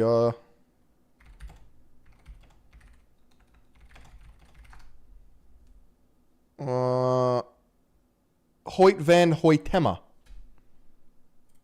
I'm pretty sure he did Oppenheimer, of course, and Dunkirk and Ad Astra. And he's doing the Odyssey and Interstellar, of course. Hoyt van Hoytema, bro. Hi. The fucking GOAT. How you doing? I'm well. How's everything with you? Pretty good, actually. It's really nice to meet you. Good morning, Theodore. The only problem is this is anti Third Eye Global. Like, we would never fall for a fucking AI chatbot. Morning. But maybe this is a warning. Try. Like, this movie wasn't supposed to be a documentary. Getting out of bed. Mopey. Why? Well, I don't know. When we were looking at those people, I fantasized that I was walking next to you and that I had a body. You're dating your computer? No, she's not just a computer. She's her own person. Well, I was thinking we don't really have any photographs of her. Chat, where the fuck is this filmed? Is that Dubai? Just a computer. Where the fuck is this, bro? She's her own person. Well, I was thinking we don't really have any photographs of us, and I thought this song could be like Los Angeles with significant portions shot in Shanghai. Got you. a photograph. It captures us in this moment in our lives together. Of course it's China. Of course. They're trying to weaken the Western man. I like her photograph. But it does make me very sad that you can't handle real emotions, Theodore. They are real emotions. How would you know? What? Dude, that's his ex. I don't want to spoil it, but Are these feelings even real? Or are they just programming? Chad, this was 2013, bro. This is like a decade before this shit. And that idea really hurts. And then I get angry at myself for even having pain. Oh, what a sad trick. Why is this realistic, though? Lesson in here. There's a lesson in here. It feels like an ad for an antidepressant. They knew what was coming, bro. They knew. You feel... That's the best way to describe it. Feels like a fucking ad for an antidepressant, bro. Real to me, Samantha. Thank you, Theodore. That means a lot to me. It's like I'm reading a book. It's a book I These comments, bro, I can't. love. The reason why it goes hard is just because it's fucking Joaquin Phoenix, bro, and that guy. But I'm reading it slowly. He's cracked and dialed. You know. So the words are really far apart, and the spaces Yeah, this is a GLP-1 ad. between the words are almost infinite. Dear Kaplan, I'll always love you because we grew up together. You made me who I am. I just wanted you to know. Whoa! There'll be a piece of you and me. Dude, the programmed female still cheats. It's so over, bro. It's so over. The red pill is vindicated once again. Always. And I'm grateful for that. See, now I just have to listen to this. Now I just have to listen to this, bro. Now I just have to listen to this. I gotta get the soy out of my head.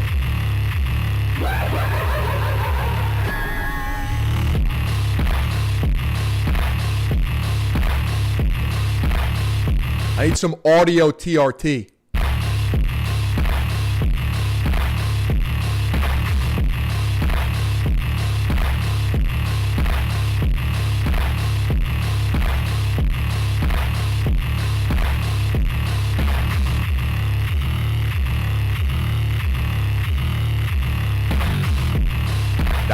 that goes stupid hard. This plays when I get to the function.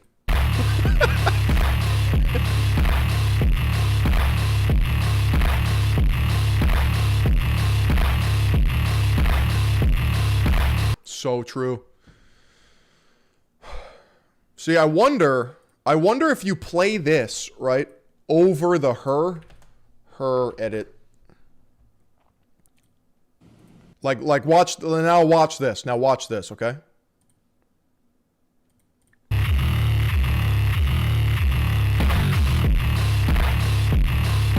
Completely different movie, bro.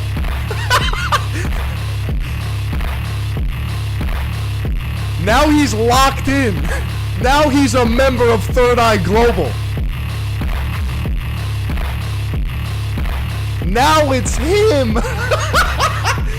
Holy shit.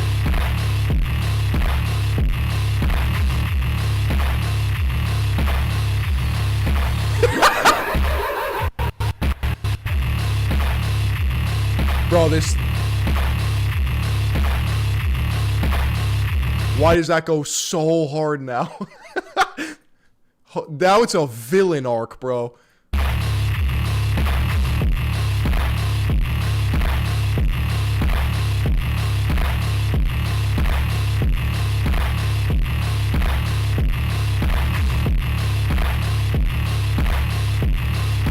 Chat, there's a lesson in here. Your inputs equal your outputs. If you're watching sad movies, if you're listening to fucking sad songs, how do you think that's going to make you feel?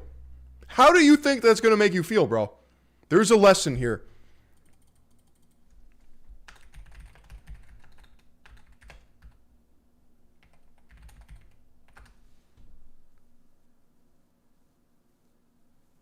Elliot Hulse has something about this. Let me see if I can find it. Yo, Elliot.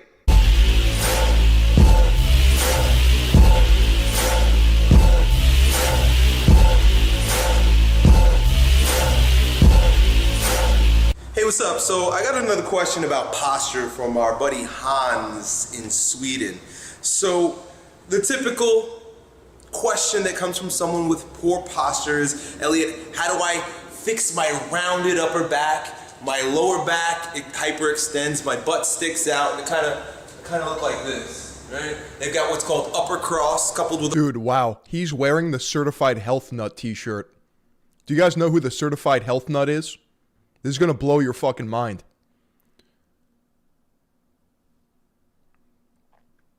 So, I might still do this when I get the funds to do so. But, you know how I did the drone documentary? I was going to do a documentary on the Certified Health Nut. And I reached out, and I actually got an answer like 6 months later. And he was down. Like, he was literally down. The Certified Health Nut. Do you guys remember Ryan Casey in the fitness industry? I made a Natty or Not on him. Do you guys remember Ryan Casey?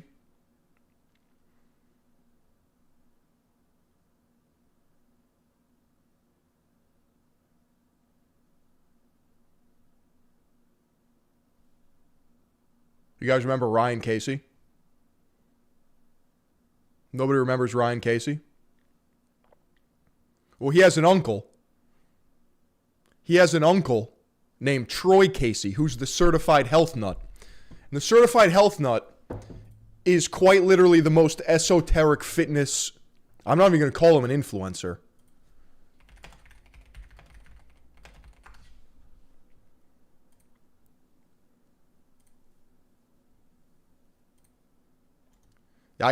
Dude, I can't even click on his videos and sort by most popular because this guy has his children's birth like on his YouTube channel. Like that's how severe this guy is. Like Amazonian jungle, water birth, shamanistic rituals, like Bear Grylls, drink my own urine type shit. Breath of Fire.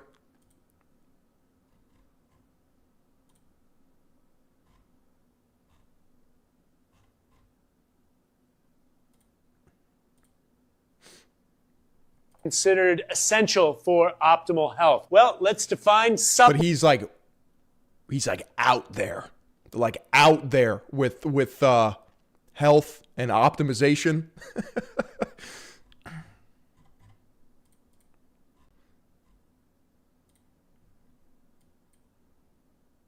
Alright, book camera 1 and camera 2 is on. Okay, here we go, guys. We're gonna do some beach yoga. Isn't that the guy that coached Conor McGregor, or am I? Isn't that Conor McGregor's movement coach? AC certified health nut style. Alright. Is that Idol Portal? We're gonna do in through the nose, out through the mouth. No, it's not. Get your spine into it if you want. Yeah, this is the guy that slaps his balls. Ball slapping. Dude, I this has to be on here, please. Where is that clip? Dude, I need that clip. Can somebody find that clip for me, please? Okay, here we go. It's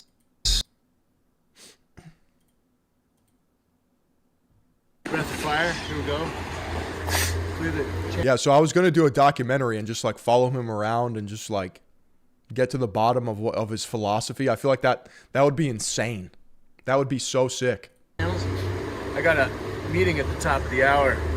Because nobody's really covered him. So today we're gonna do some breath work, and then I gotta get on the phone with one of my teams out in. Chad, this is every morning.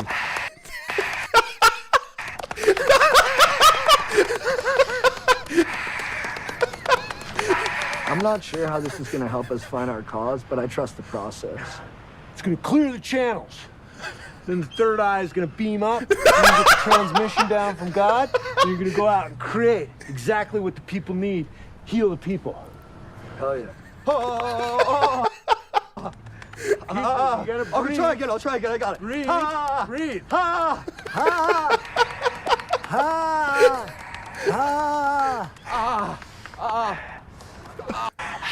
Dude, I'm trying to fucking get to the bottom of Troy Casey.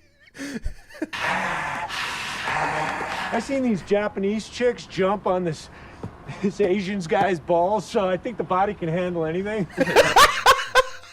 Dude, he's fucking out there, bro. Hell yeah. Oh my god. The lower cross He's wearing a shirt from Troy Casey. syndrome, and I've done at least 20 videos on the neuromuscular adaptations that have occurred in order to screw your body up that way. I've also created videos on the stretching and strengthening of the particular muscles that are necessary. Chad, there's not another streamer that knows this shit. I hope you know that. To correct that. That's all neuromuscular, you gotta understand.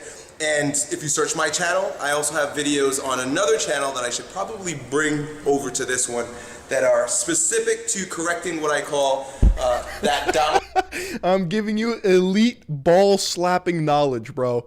Okay? I don't partake in calcified pineal gland activities. Duck or pink panther butt, right? Situation. So I've given you all the answers you need with regard to how to mechanically handle your fucked up posture, right?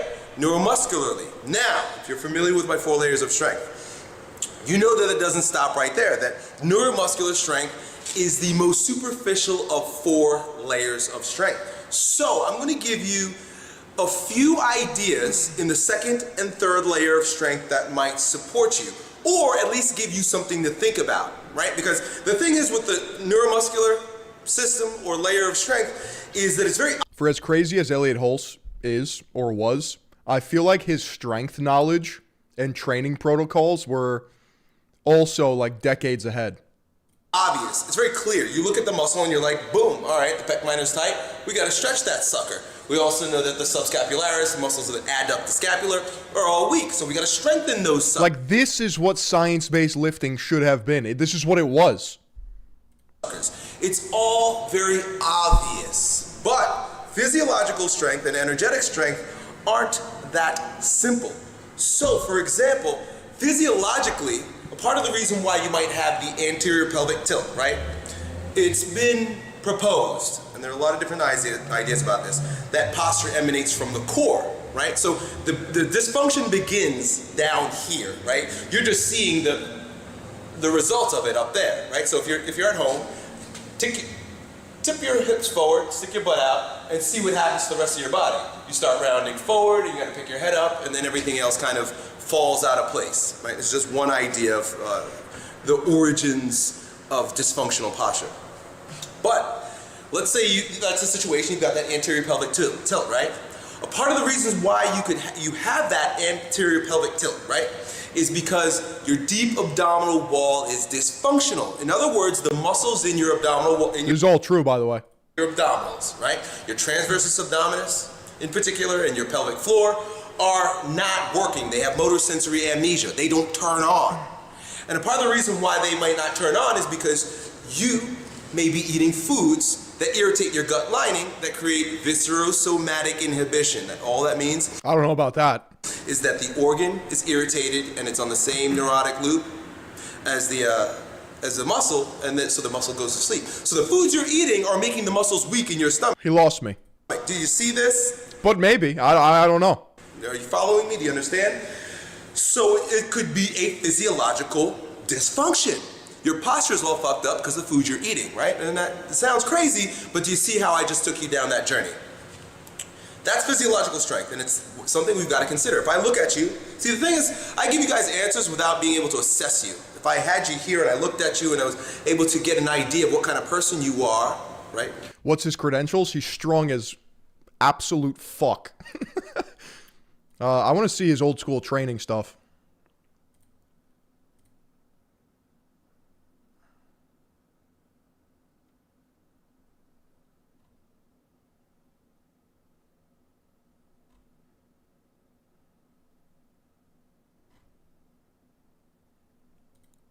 What could you possibly beat me in besides great and rudder?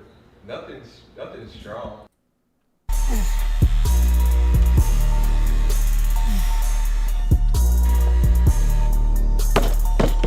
I already win. Your turn.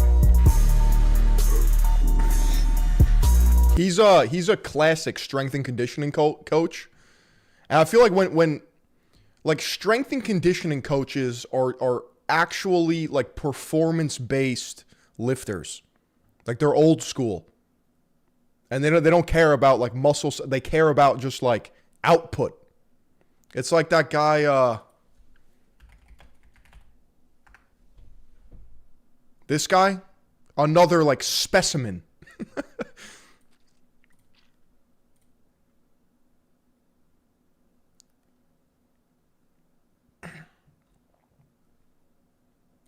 Drive.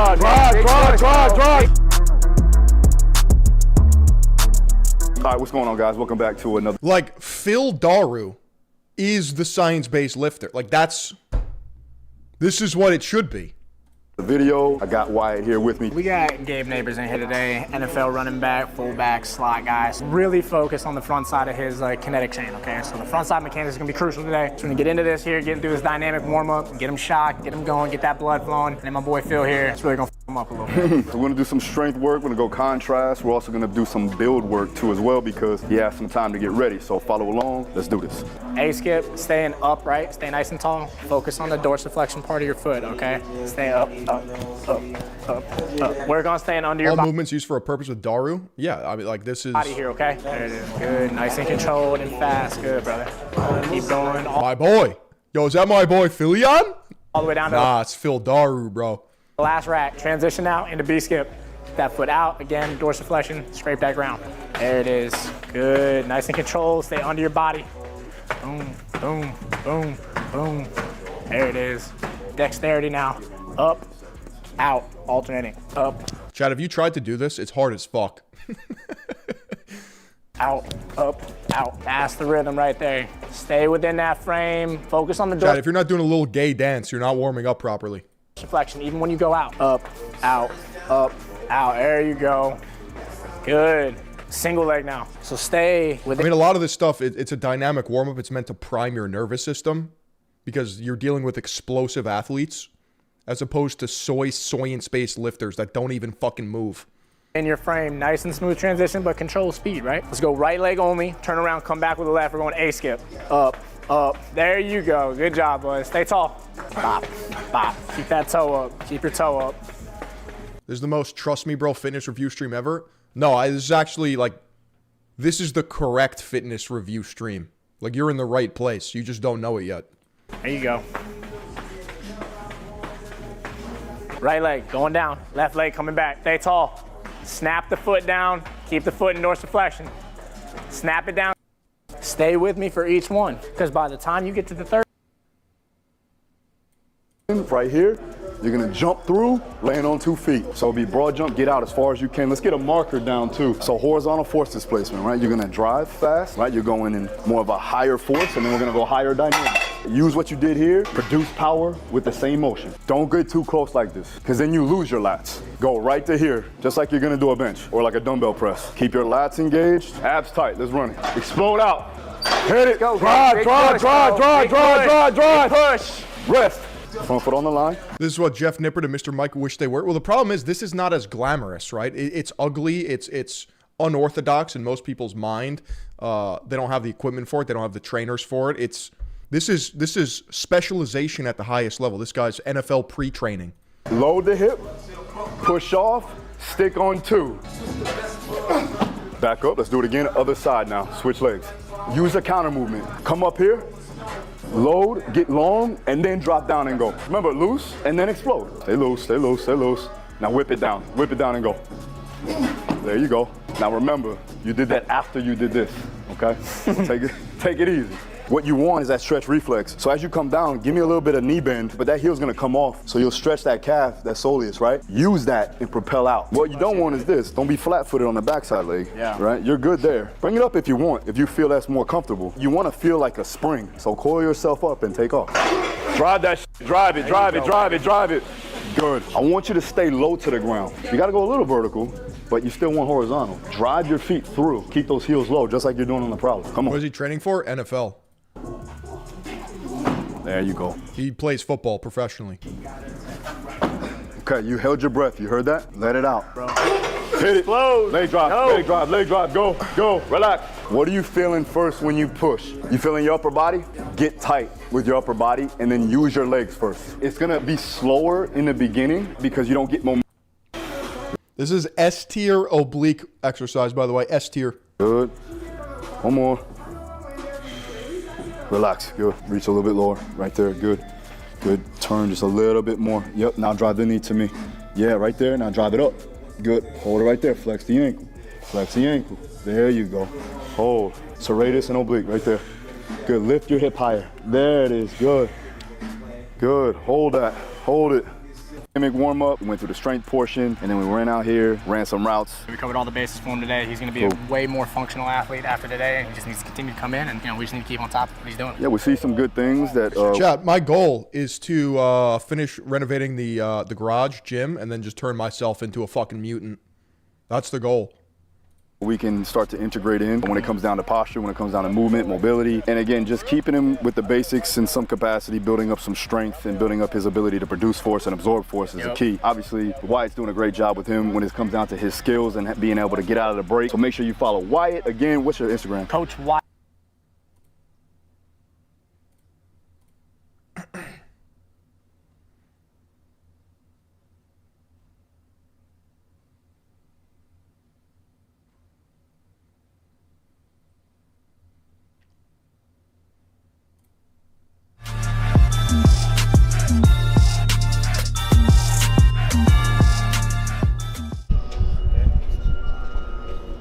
Training Dustin Poirier. Sheesh. Philly so silly. Chat, slow day of slop. Slow day of slop. But I'm having fun with the boys in chat. It is what it is.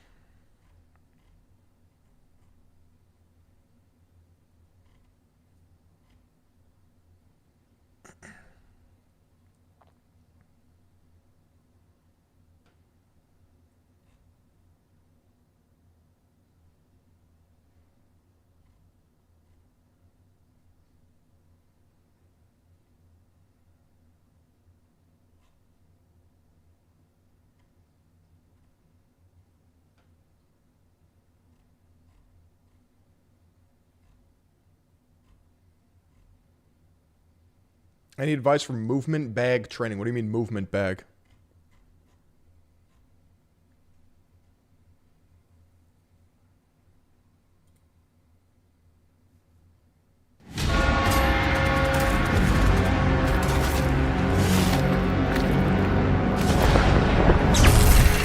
First time. What do I think about the fascia plot? Seems very popular in the fitness industry.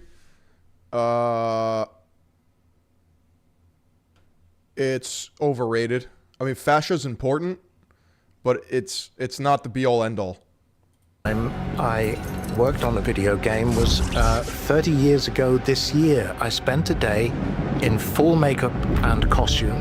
I did the day, and I never heard another word about it.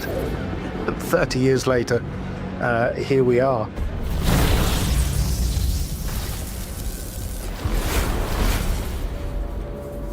Our studio never had a... Oh, the 60-pound boxing bag? Well, if you look at pros hit the heavy bag, they're like...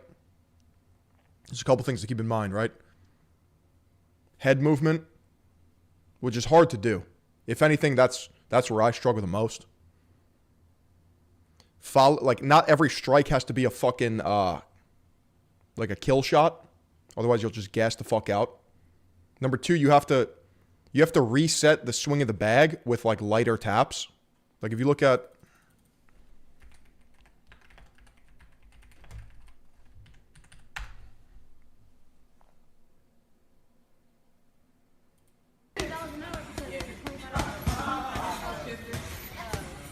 Like, he's not killing the bag.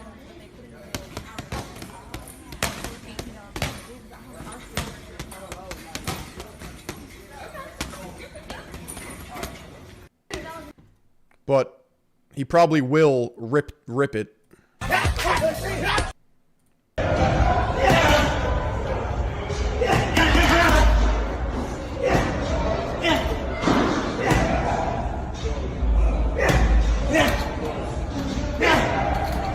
And like, it's not that fancy, but this is one of the best boxers in the world.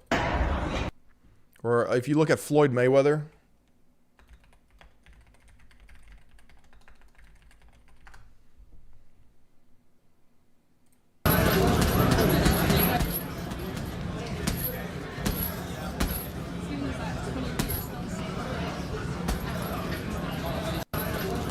like it's really not just like, most people don't rip it. I don't really know why, but let's see.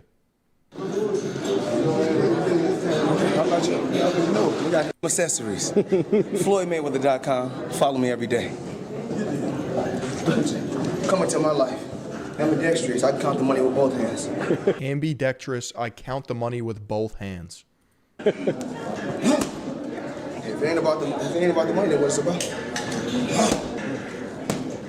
If you're already in the Hall of Fame, and you already run all the titles, what else is it about?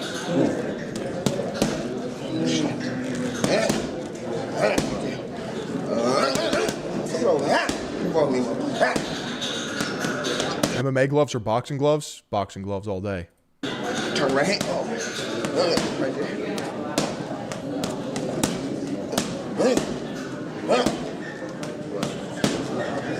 So rich he doesn't know how to read? Yeah, I guess you only really need to know how to count.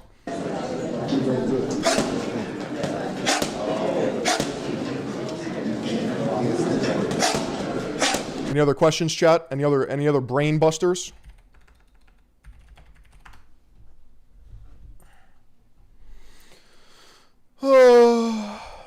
Why are we here? So true.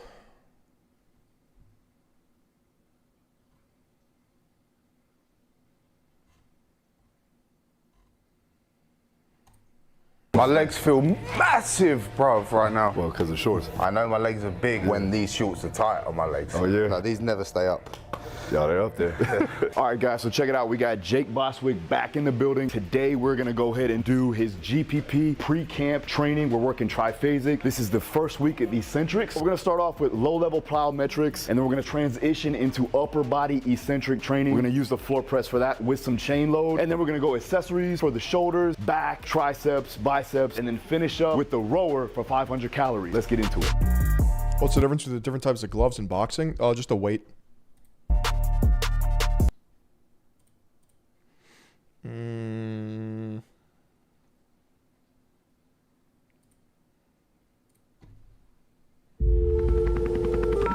911, what's your emergency? Tell me, officer, have you ever seen a city topple like a house of cards? Chad, it seems like zombie media is back. It's beautiful. Funny how fast everything just falls apart.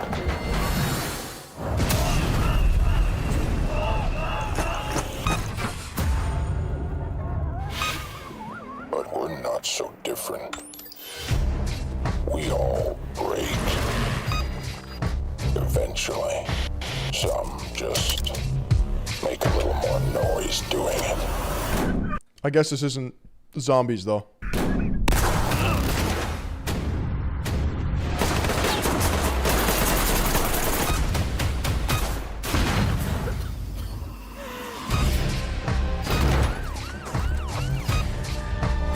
Did I cover the shooting at OD yesterday? To be honest, I don't even know what you're talking about. I have not been paying attention to the news. You call this chaos?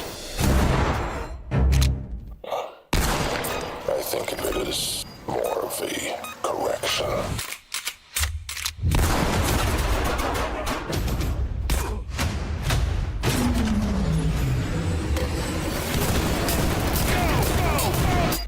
See you soon. That shit seems insane. Ready or not. It's important to get an honest analysis of what's happening now because the dishonesty is so overwhelming, it's hard to separate it from the true. So if you're following this, attempting to follow it in this incredibly censored moment we're living in online. Dude, have I seen that? No, sorry, I've been jet skiing in a high-trust society. You're seeing all kinds of things that seem true that aren't. You're seeing true things suppressed, the most basic things. How many people have been killed on all sides? How many have been injured? You keep reading that Israeli cabinet minister Ben-Gvir died again and again. He's dead. What is going on? Well, he was in Jerusalem a couple hours ago issuing decrees, so not dead.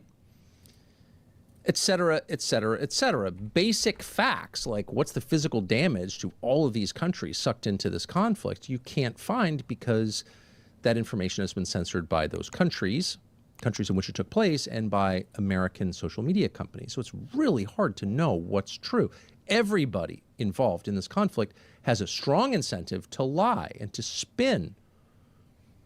But at some point, all of that lying becomes... Who's jacking off to this? Irrelevant. What channel do I recommend for fitness? This one. Phil Daru. OG Elliot Hulse. It really depends what your goals are. Rhetoric itself, propaganda itself, becomes irrelevant in the face of war because war changes physical things. Not just words and minds, but physical realities like borders and populations of countries and control over resources. Those decisions are settled by armed conflict a lot of the time. They certainly will be in the case of this war. And so in the end, it kind of doesn't matter what you say. Somebody's going to win and somebody's going to lose, and the world's going to be very different, and the rest of us can assess those differences unencumbered or impeded by your lying, by your propaganda. I think he's talking about Ben Shapiro. Why, actually, for a war, there's been relatively little propaganda around this. The current administration hasn't even really tried to explain why we're doing this. Not very hard, anyway. And in some ways, we should be grateful for that.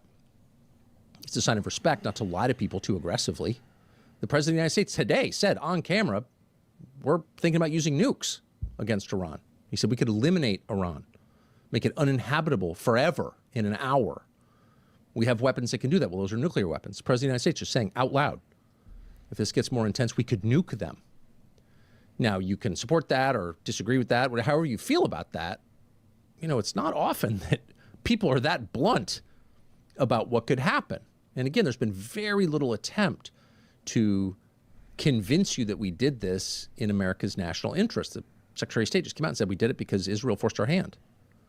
So they've been pretty direct, actually, about... The amount of Christian-aligned politicians that outwardly state they support us going to war in the name of Israel scares the shit out of me. Our Congress and executive is compromised beyond belief. That's right. what is going on here and what the stakes potentially are. I just don't know what the options are, dude. Like, I genuinely... I think there's like a caste system that we're not a part of, and nothing we do matters. And that's like sad, and that's nihilistic, but it's genuinely true. Or so it seems. United States threatening nuclear weapons. Okay. Well, lots on the table. The propagandists for the war, the people who really more than anyone else in this country pushed us to where we are now, are weirdly, unaccountably, even angrier than ever. You got what you wanted, but you're madder than ever. That's been true since the very first hours. The second the first barrage was unleashed against Iran, and then the counterattacks from Iran against the Gulf and American interests there, these people have been enraged. Very interesting. A licensed psychiatrist should study that someday. Why are they so mad since they got what they wanted? But the nature of their propaganda hasn't really changed. There's been no effort to convince you as an American citizen or a citizen of any country that it's good for you. Only that we must do this, and if you're opposed to it in any way, you are a bad person. Not incorrect, not wrong in your calculations, not dumb, but evil. And you kind of got to wonder what this is, other than an obvious attempt to divide American society into neocons and non-neocons. Why would you want to? Chat, I just got paid out by Twitch. I made $54. Thank you for attending my TED Talk. Do that. Neocons are a tiny... Thank you for the Amazon Primes on recurring payment. I just made $54. Percentage of the American population, but clearly they're trying. But it's interesting to watch it. We haven't played a lot of this, don't plan to. But there's one clip from Ben Shapiro, recent clip, that kind of sums up the arguments in favor of this war. Here's Ben Shapiro. Sadly, younger Republicans have you guys seen the conspiracy theory about his eyebrows getting thicker and thicker? Have become similarly prone to conspiratorial thinking. According to Manhattan Institute, 54% of young similarly prone to current GOP conspiratorial thinking. According to Manhattan Institute, 54% of young Republicans, men under 50, believe the Holocaust didn't happen as historians describe. 53% of Republicans under 50 believe in 9/11 conspiracy. They'll connect with his hairline soon. Theories. 51% believe the moon landing was faked. These people, too, have bought into a grievance-based distrust of the system. And it's showing in their embrace of psychotic figures and disconnected politics. America is a force for good in the world. Radical Islamists are... See, now that I said it, you can't unsee it. What the fuck did he do to his eyebrows, bro? Evil. American allies who demonstrate strength are an asset for us. Terrorists are bad. Members of the Grievance Party are losing their mind over this, and now they've been relegated to basically rooting for Iran to win. So members of the Grievance Party, meaning Democrats and members of that horseshoe right, have decided that after paying lip service to the horrors of the mullahs, the true horror is American interventionism and destruction. America must be undermined. So if you have questions about this war, whether it's in your interest, your country's interests or not, and it's never a question that's occurred to Ben Shapiro, is this good for America? That's really not under consideration. But if it's under your consideration... Dude, I don't even know if I trust Tucker. I don't think I trust anyone, dude. If you've raised that question, you are tantamount to a Holocaust denier. You're insane. You're a crazy person. You probably think the moon landing was fake. And 9/11 was fake. By the way, there's a pretty easy way to settle any debate about 9/11, which is by declassifying the millions of pages of classified documents that might explain what 9/11 was. But my dad is CIA. Trust me, bro. That's never under consideration. We could end this debate right now. We won't, of course. But you're a bad person. And above all, you are a disloyal person. Disloyal to the United States. You are, quote, rooting for Iran to win. You're part of the grievance party. How dare you complain? How dare you have grievances? It's pretty weak. Coming for a guy who literally doesn't. You are a disloyal person. Disloyal to the United States. You are, quote, rooting for... Dude, that laugh came out of nowhere, dude. Iran to win. You're part of the grievance party. How dare you complain? How dare you have grievances? He fucking exploded with laughter. He just got tickled. Pretty weak. Coming for a guy who literally knows nothing about the rest of the world at all. So, you know, you can get annoyed by it at some point, especially if Iran wins. People like that will double their calls to arrest anyone in the Holy buckets! Batman Moonman 187 with the subscription. Investigated. Anyone who's against this should be investigated on a ferret charge. They should go to jail. Their ideological opponents should go to jail. who's the totalitarian here? And you'll hear a lot more of that. But you will not see people pay there's a lunar man in chat of attention to yelping, childish yelping like that, totally uninformed screaming like that. I think I'm going to read Sun and Steel again. I think I need a nice refresher. Because again, this conflict has entered what the military refers to euphemistically as the kinetic stage. People are actually firing munitions at each other. So it kind of doesn't matter what people on the sidelines say at this point. This is a hot war, and it will be decided by force. One of the reasons you don't want to get into a hot war. In other words, we've exited the part of the exchange where it's two guys in the parking lot. What'd you say? Glad to be here. Need my Friday slop. Well, I'm sorry to tell you, there's a slow day of slop, and this is coming to a close very quickly because I have to use the Pisha Duel, and then I got to go work out. I'll mess you up. And we've gotten to the part where one guy just punches the other guy in the face and keeps going unless he's stopped. But welcome to the schmovement. So that's exactly where we are. So it doesn't kind of matter what you said before the punching started. No gaming angle? Maybe we'll do a gaming angle maybe on the weekend. I don't know. Is the weekend for gaming? We'll see. Not that Ben Shapiro has any experience of that, but it's just true that once people start hurting each other, words matter less, and the dominant party will emerge victorious. That's exactly where we are. You obviously want to sleep well and fashionably. Chat, you think I should bookend my videos with like a fucking with an ad read? Nah, it's not sloppy enough. That's too corporate. That's too corporate. Dude, I've been watching my friend play Resident Evil a little bit. He's been showing me. That game is fucking crazy. He got up to the part with like the little children. You know what I'm talking about? The little fucking evil devil children. And the motorcycle. Holy shit.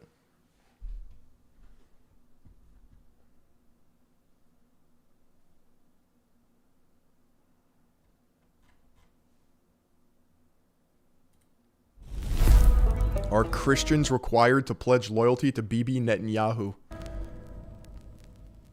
Carrie, thank you for doing this. I've been watching. Dude, who is this? Who's Carrie Prejean Bowler? You on the internet. I've never met you, but I'm grateful for your honesty and your bravery, and the precision of what you say. You never, in the face. Chad, who is this woman, bro? Of all this criticism, never got so mad that you revealed ugly sentiments, which I don't think you have. You just stuck right to the Christian case. So bless you for that. Thank you. How did you get involved in the president's religion? Absolute snow queen. Just Snow Queen, bro. Liberty Commission. What is it, and how did you become a member of it? I'll let you know, Marin. I'll let you know in the Discord. Very good question. So, or on the Signal. So I was Miss California in 2009. Donald Trump owned the Miss Universe, Miss USA organization. It was very controversial, but I dared to say on stage that I believe marriage is between one man and one woman. Yeah. Chat. I have like a big problem. You know what it is? You know what it is? The brand of Christianity that I want to rep is like a medieval crusader type beat. It's dark. It's gritty. Everyone else repping this Christianity shit, they're like Southern Bible thumping. That's not me, bro. It's not me. And I don't know if you remember that. I do remember it, and they punished you for it. Huge controversy.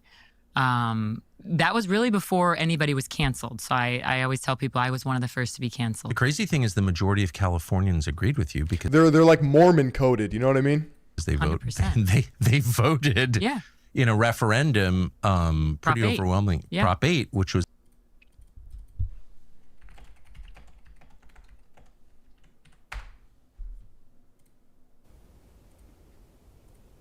Get up and get out. Get out. Get out. Yeah, maybe it's Orthodox. I don't know. I have a question for you. Shut the fuck up! Say Christ is Lord.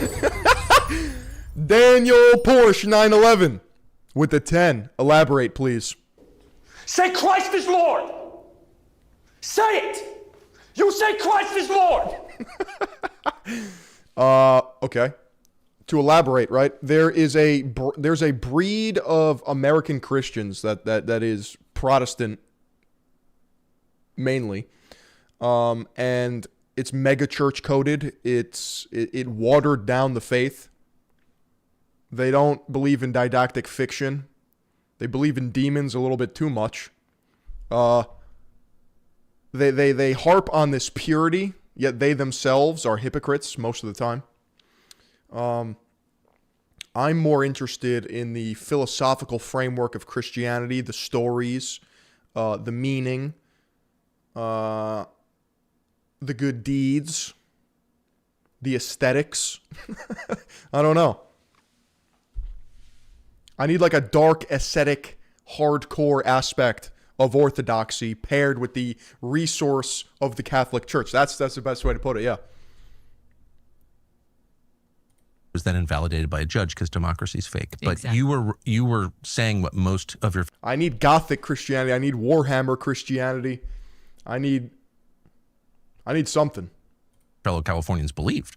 100%. Yeah. And I was just standing on my. I need like a dark paladin. Like what is this, dude?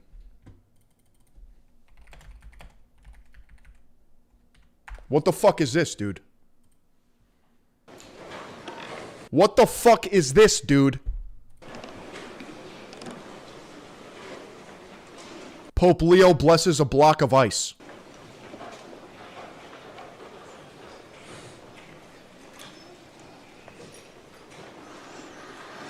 You get like this is just goofy to me. It's just goofy.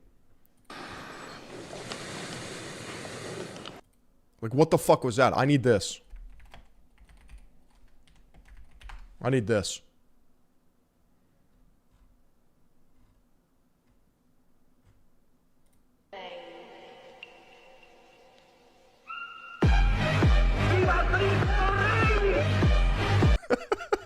I need a funk edit, bro. Rally leader Robert Bonkiewicz is on a quest to build a pure Catholic state.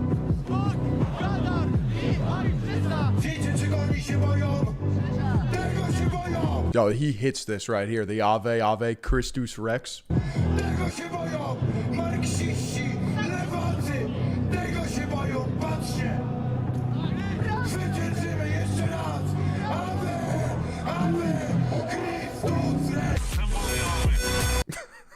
See, but then it just turns into like Christian nationalism, and then just like it's just, I don't know. There's no. It's cooked. It's cooked. It's cooked. It's cooked. It's cooked.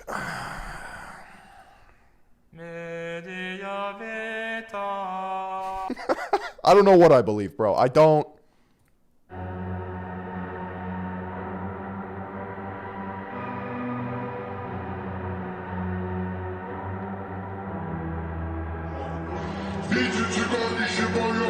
I need that. I don't ask for easier battles. I ask for strength and harder battles. That's right.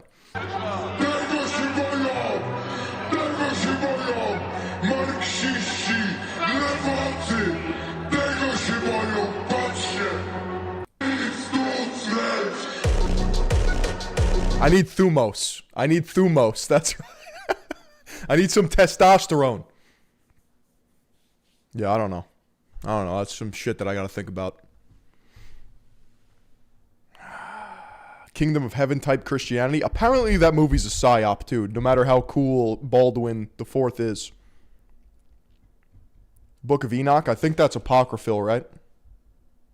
I don't know. I gotta do some soul searching. I gotta figure it out. Chat, I'm gonna go rip the Pisha Duel, and I'm gonna go get this workout. I encourage you to do the same. Okay? Actualize on this Friday.